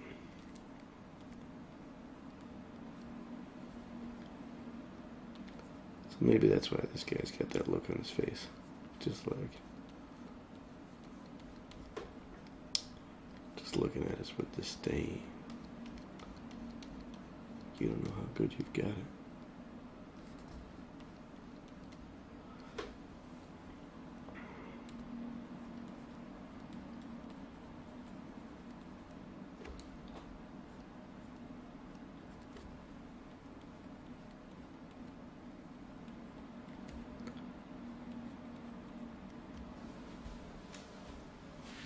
All right, man.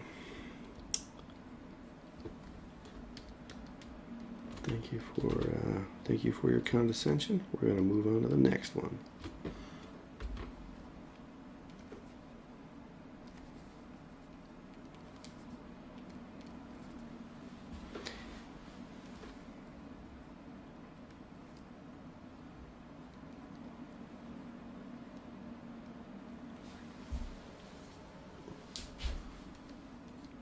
I'm at this weird stage. I catch myself doing this where this isn't even real anatomy.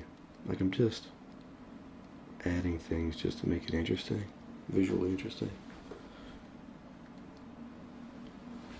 I don't know. But I'm going to do it without shame. That's what I've decided.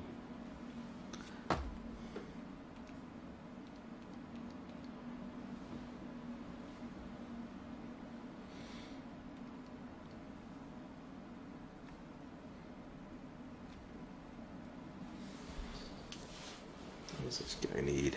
What do you need? Besides a friend.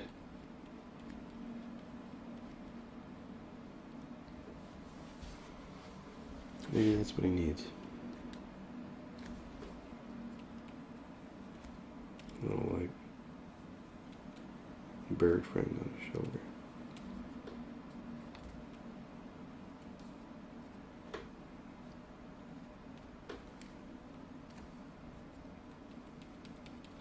Okay.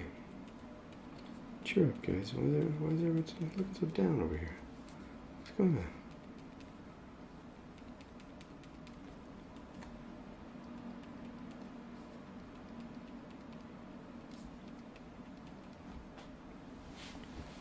I'm gonna have to get some bird reference.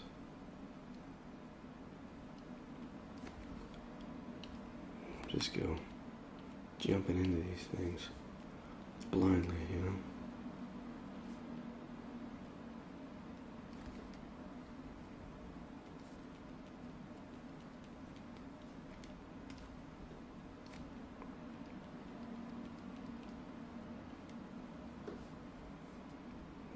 Birds get these weird noses, like up on the top of their beak. Their nostrils are up there. Remember the first time I noticed it? It blew my mind. I'm like, well, wait a minute. Your nose isn't even on your nose.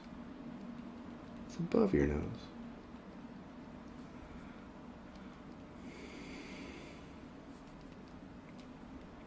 Anyway, I'm no bird expert, as you will soon find out.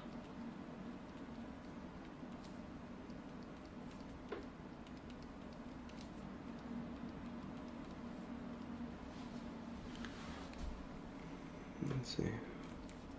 Go.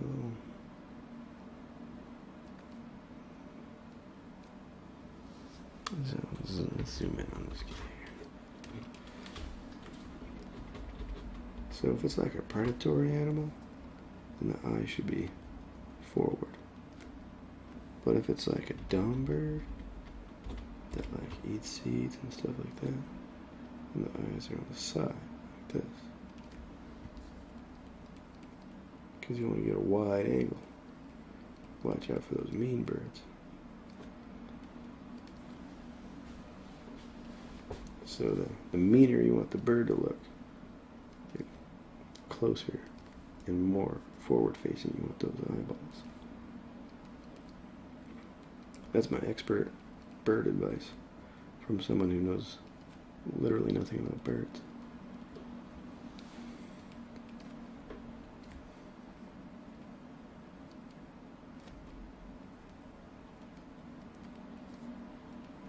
If you need any other expert advice on topics I have no knowledge of, just ask for it in the chat. Alright, so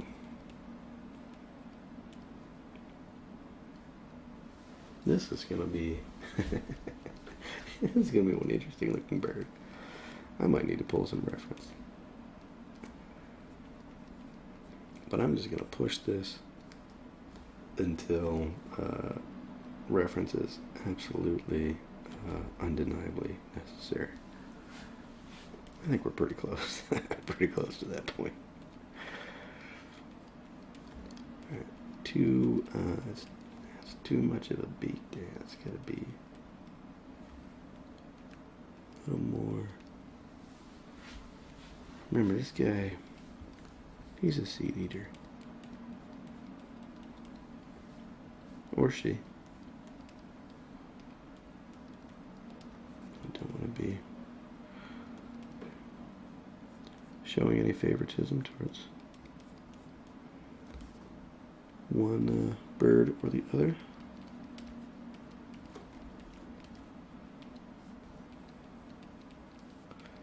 Though I'll bet that dude birds are kind of hard to keep as pets. Just have a hunch. Just with the few experiences that I've had with the roosters growing up. We used to raise chickens, and they're not nice animals. They're kind of mean.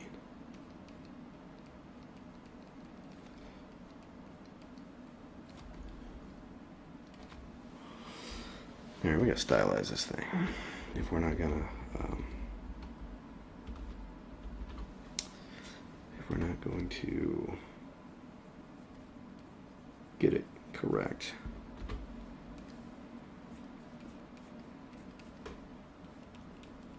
Then you gotta make it like a triangle or something.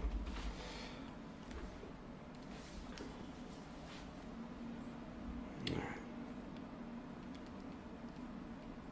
Let's get a core shadow in there. Boop, boop, boop, boop.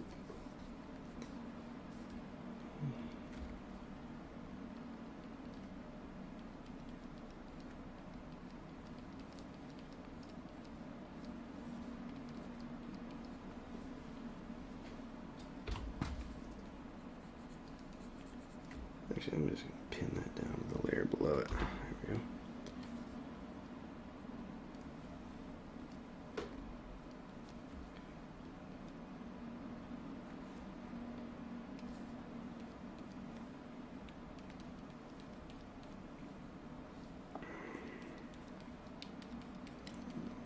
Blend that in there. Maybe go a little darker with that core. A little more saturated.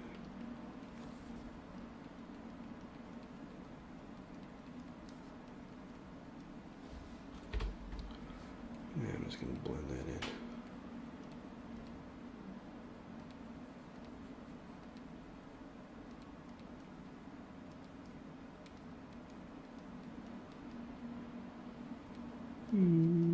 Something like that.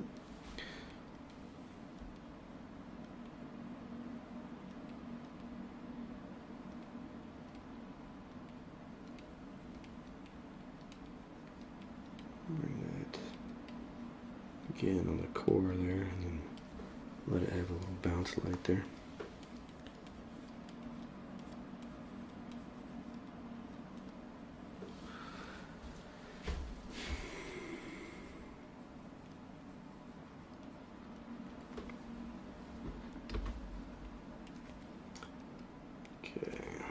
Add a little warmth to that whole beak.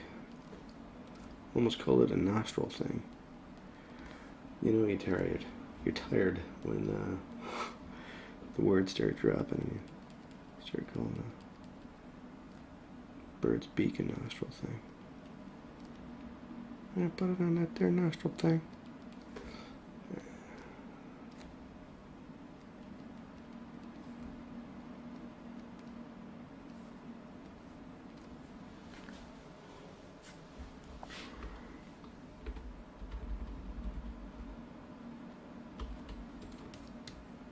Hello, bird. You get it nice and close here.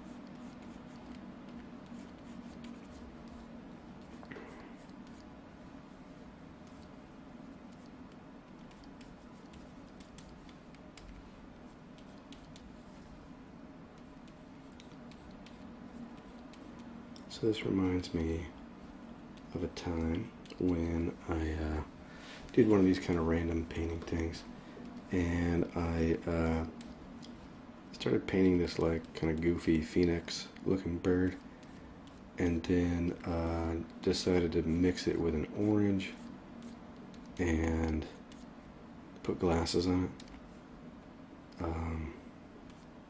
I can't explain why. And it was the most ridiculous thing ever.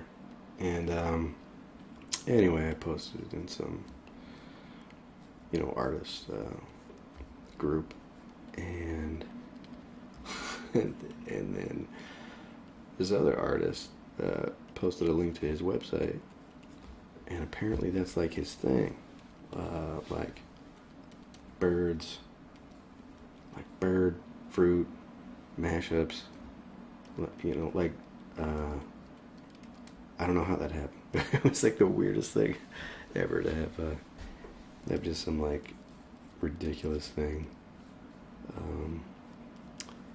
end up being like somebody's MO, Of course, he thought he stole it from him. So I'm like, okay, I couldn't have guessed this in a million years, All right, let's get this. Shaped a little more like that. And then I think we need to carry through some of those shapes in the greenery there. The greenery, aka the bird's face.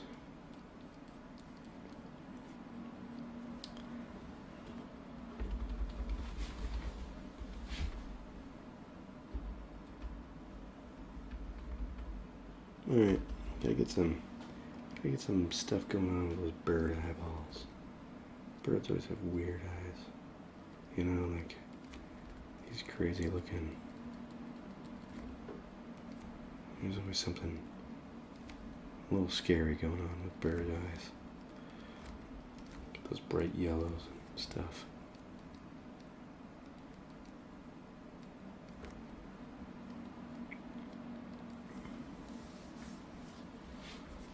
Get some of those blues back in here.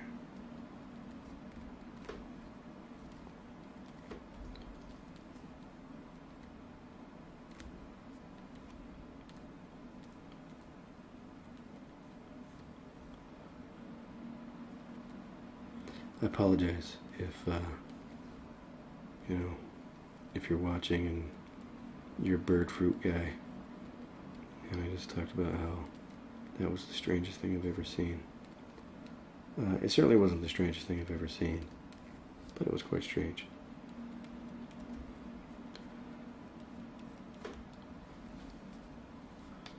Anyway.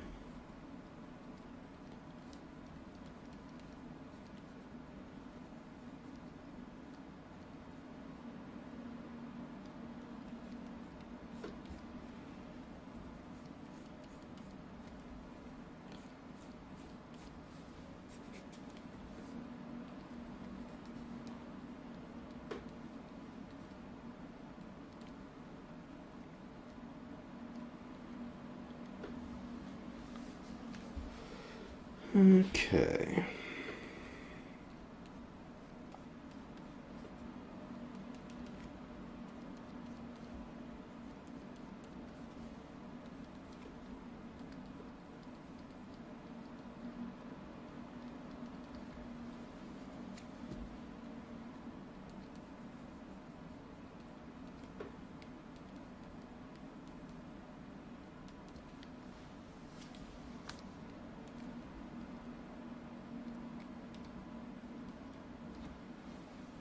Even the birds look disapprovingly at us, you know?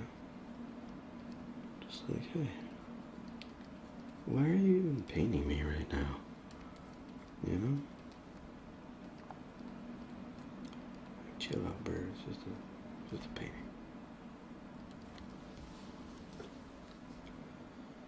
Okay.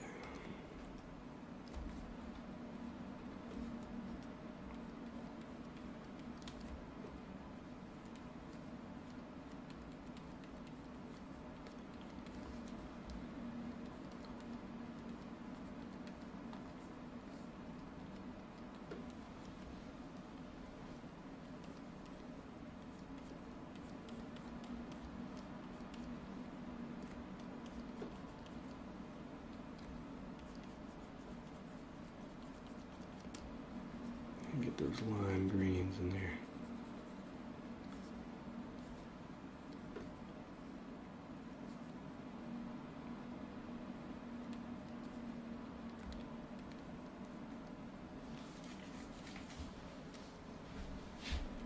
How we doing, bird dude? How we doing? Feeling good?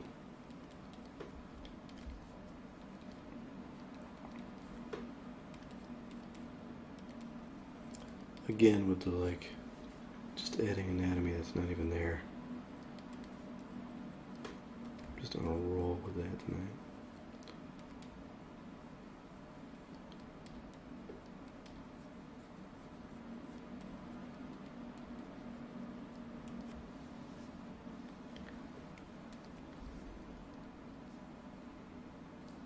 Kind of tempted to add like a bird's zit. Birds have zits. Let's do it. Got like a little pimple there or something. A mole, maybe. A little bird mole.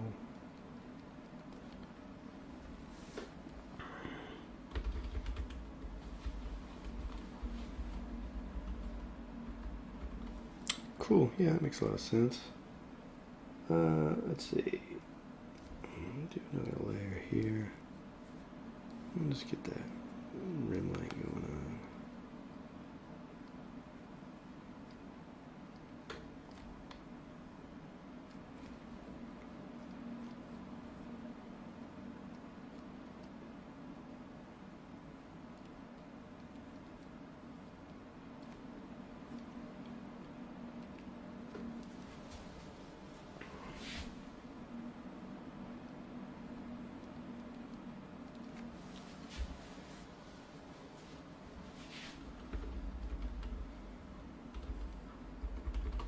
You know what he needs?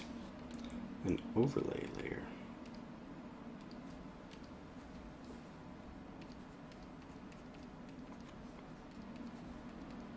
Get adding only little color differences, shifts, color shifts, and so forth. It's gonna be great. Everyone's gonna love it.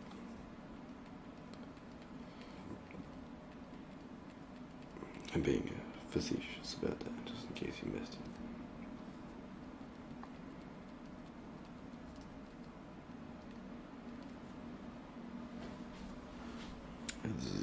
And get some of these little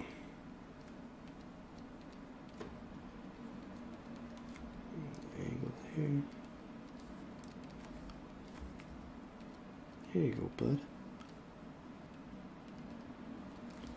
Looking good, looking good. Hold it for the picture.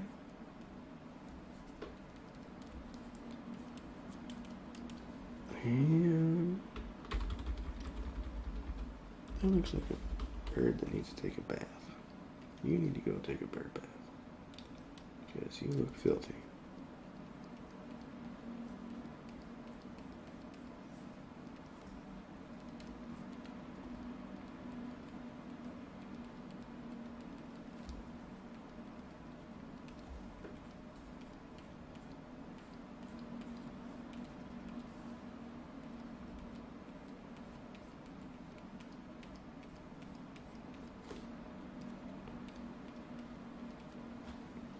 I think we've gone too far with that. I need to bring that back.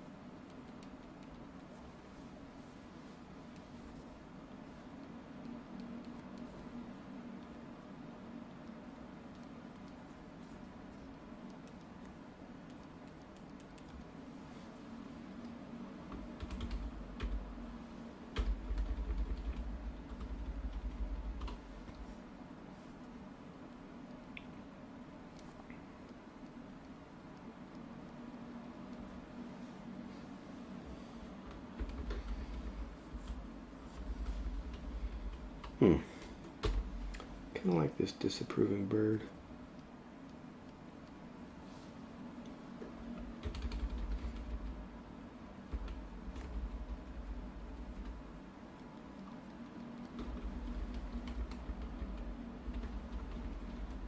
And maybe just a little boop.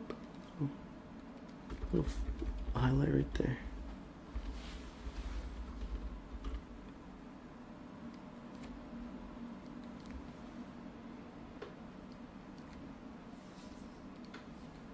And just add a little, these little catch lights.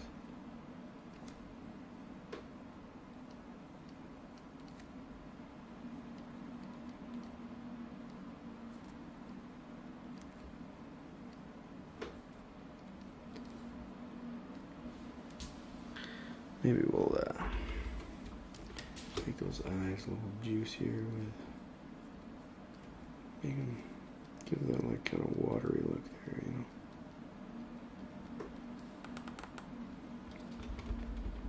Like this bird maybe been crying a little bit lately. Just a little rim there.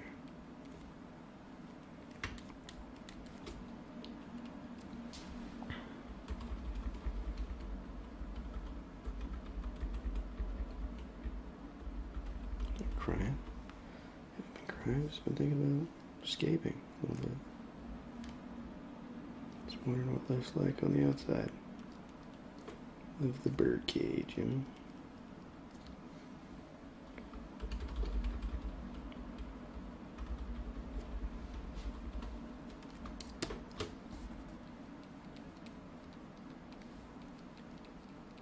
Alright. If you say so.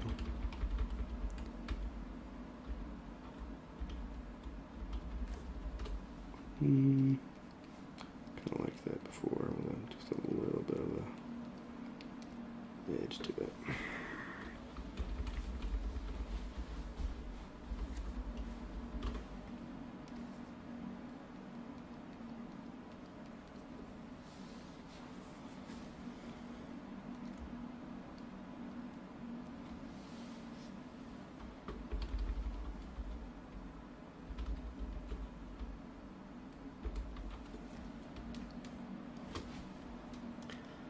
suppose we have to give this bird feet. It's only proper.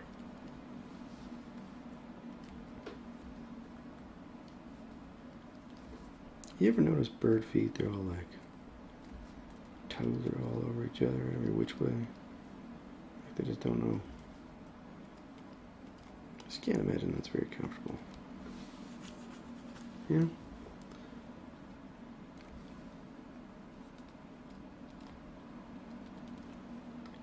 Uncomfortable birds. That's how you paint bird feet. Just imagine if you were a bird and your feet were uncomfortable, and then just paint that. And that is a surefire method. Never failed me.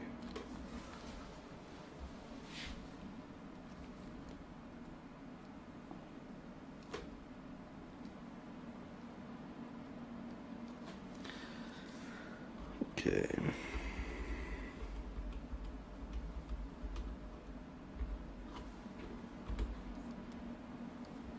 Cool. Yeah, that makes a lot of sense. All right. Let's go to overlay again, and then let's just see if we can bump these, bring them forward and back, and that's it. That kind of thing. It's going to be warmer. Warmer.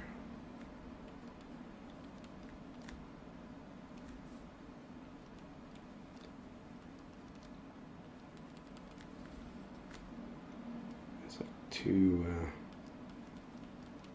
getting too yellow there.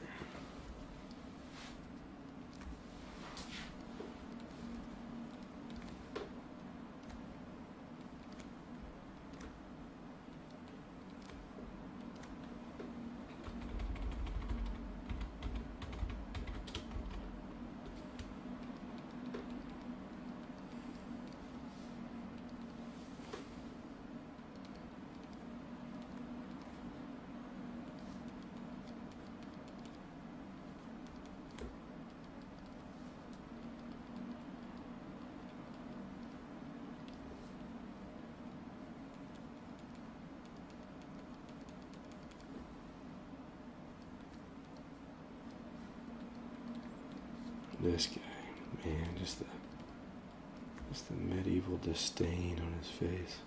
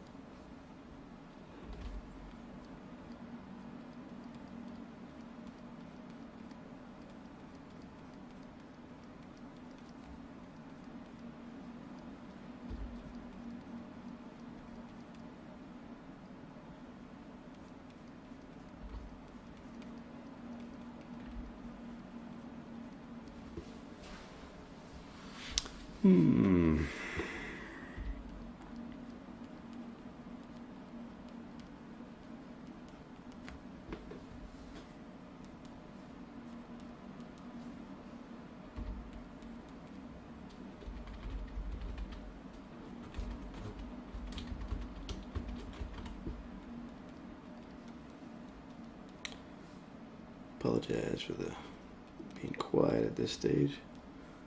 I'm trying to figure out what I'm doing. That is, I'm bringing in some kind of pink and yellow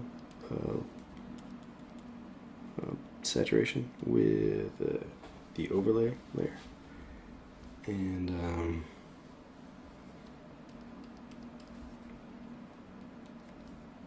I think that has quite an effect on the skin tone, the read above it. And so kind of trying to figure out really what I want with that. Like this guy here, I think I like these blues, these really cool colors. Like it makes his skin look so kind of pale and deathly, you know. But I think there needs to be like a contrast against something. Like there's got to be a warm tone in there that's making everything else look that much, you know, bluer, grayer, dead, right? And so you're kind of trying to bounce back and forth between that when you play with these ideas.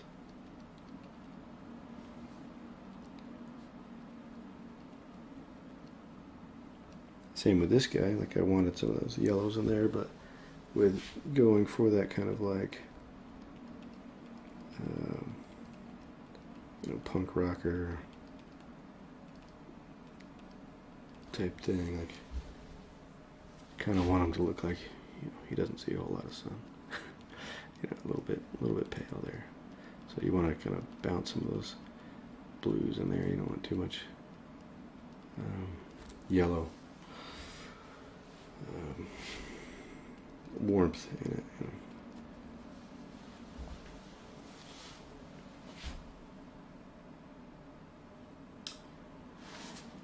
Yeah, just reading the chat here. Said gotta run, but thanks for hosting the stream.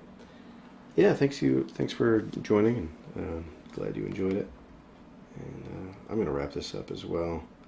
I'm just gonna make a few minor adjustments and then call it good. So, yeah, thanks for joining along. Let's go. I'm gonna do a color balance, hue, saturation, and then also a gradient overlay. So I'm going to start with a gradient, and I'm just going to go either top to bottom or bottom to top, and I'll just try flipping this real quick. So flip vertical, go down here, and I'll just jump between the two, see how that looks.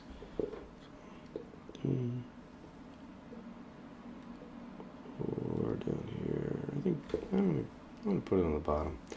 Alright, then we're going to go up to the top here. We're going to go color balance.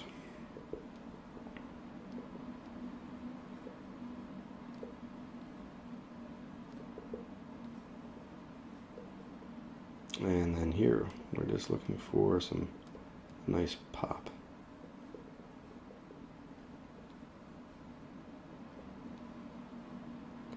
And color balance can help to kind of homogenize everything, you know, make it look like it's all within the same light.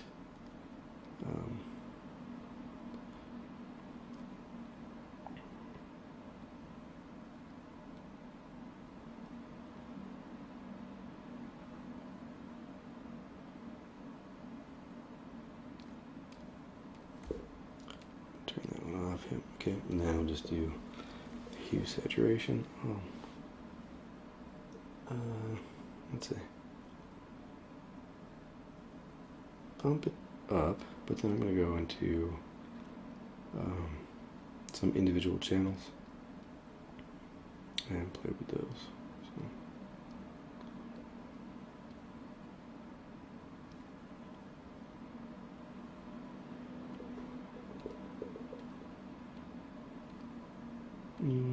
Okay, that's really a little more subtle. Let's bring that down here.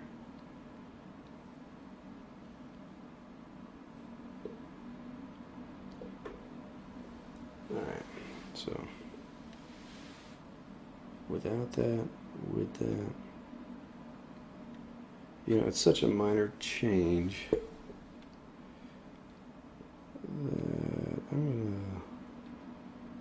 I'm leaning towards leaving that out. I'm going to leave that out. And then we can do a curves layer.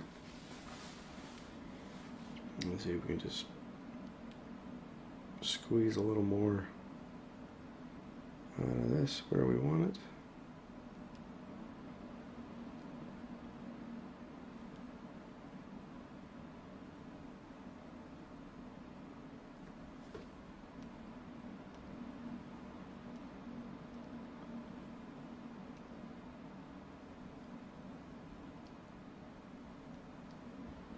Again, it's so subtle that it's hardly noticeable.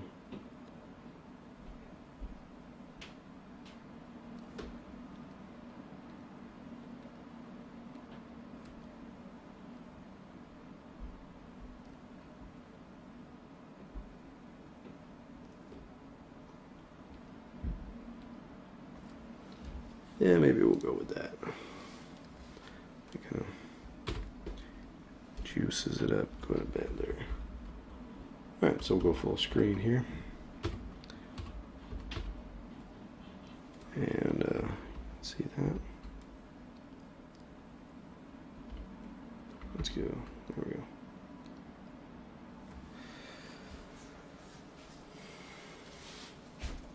Alright, a weird one for tonight. You can still see a lot of the sketchiness, lines in there and so forth. And it's fine. I suppose if I wanted to, could go back and crisp up some of these areas. But I think for, you know, just for playing around, this worked out pretty well. So, alright. Thank you for joining tonight and watching the stream. Hope you got something out of it and enjoyed it. And if you're also painting and painting along, then yeah, I would encourage you each time we do this Wednesday nights 9 o'clock. If you've got your own sketchbook out or whatever, and you're drawing along, then that time is going to be a really valuable time for you to get some more drawing time in while you're enjoying the video. So yeah. I plan to be here next week, Wednesday night, 9 p.m. Eastern Time, and I would love to have you join for that as well. So, all right, have a good night. Thanks for watching, and that is all.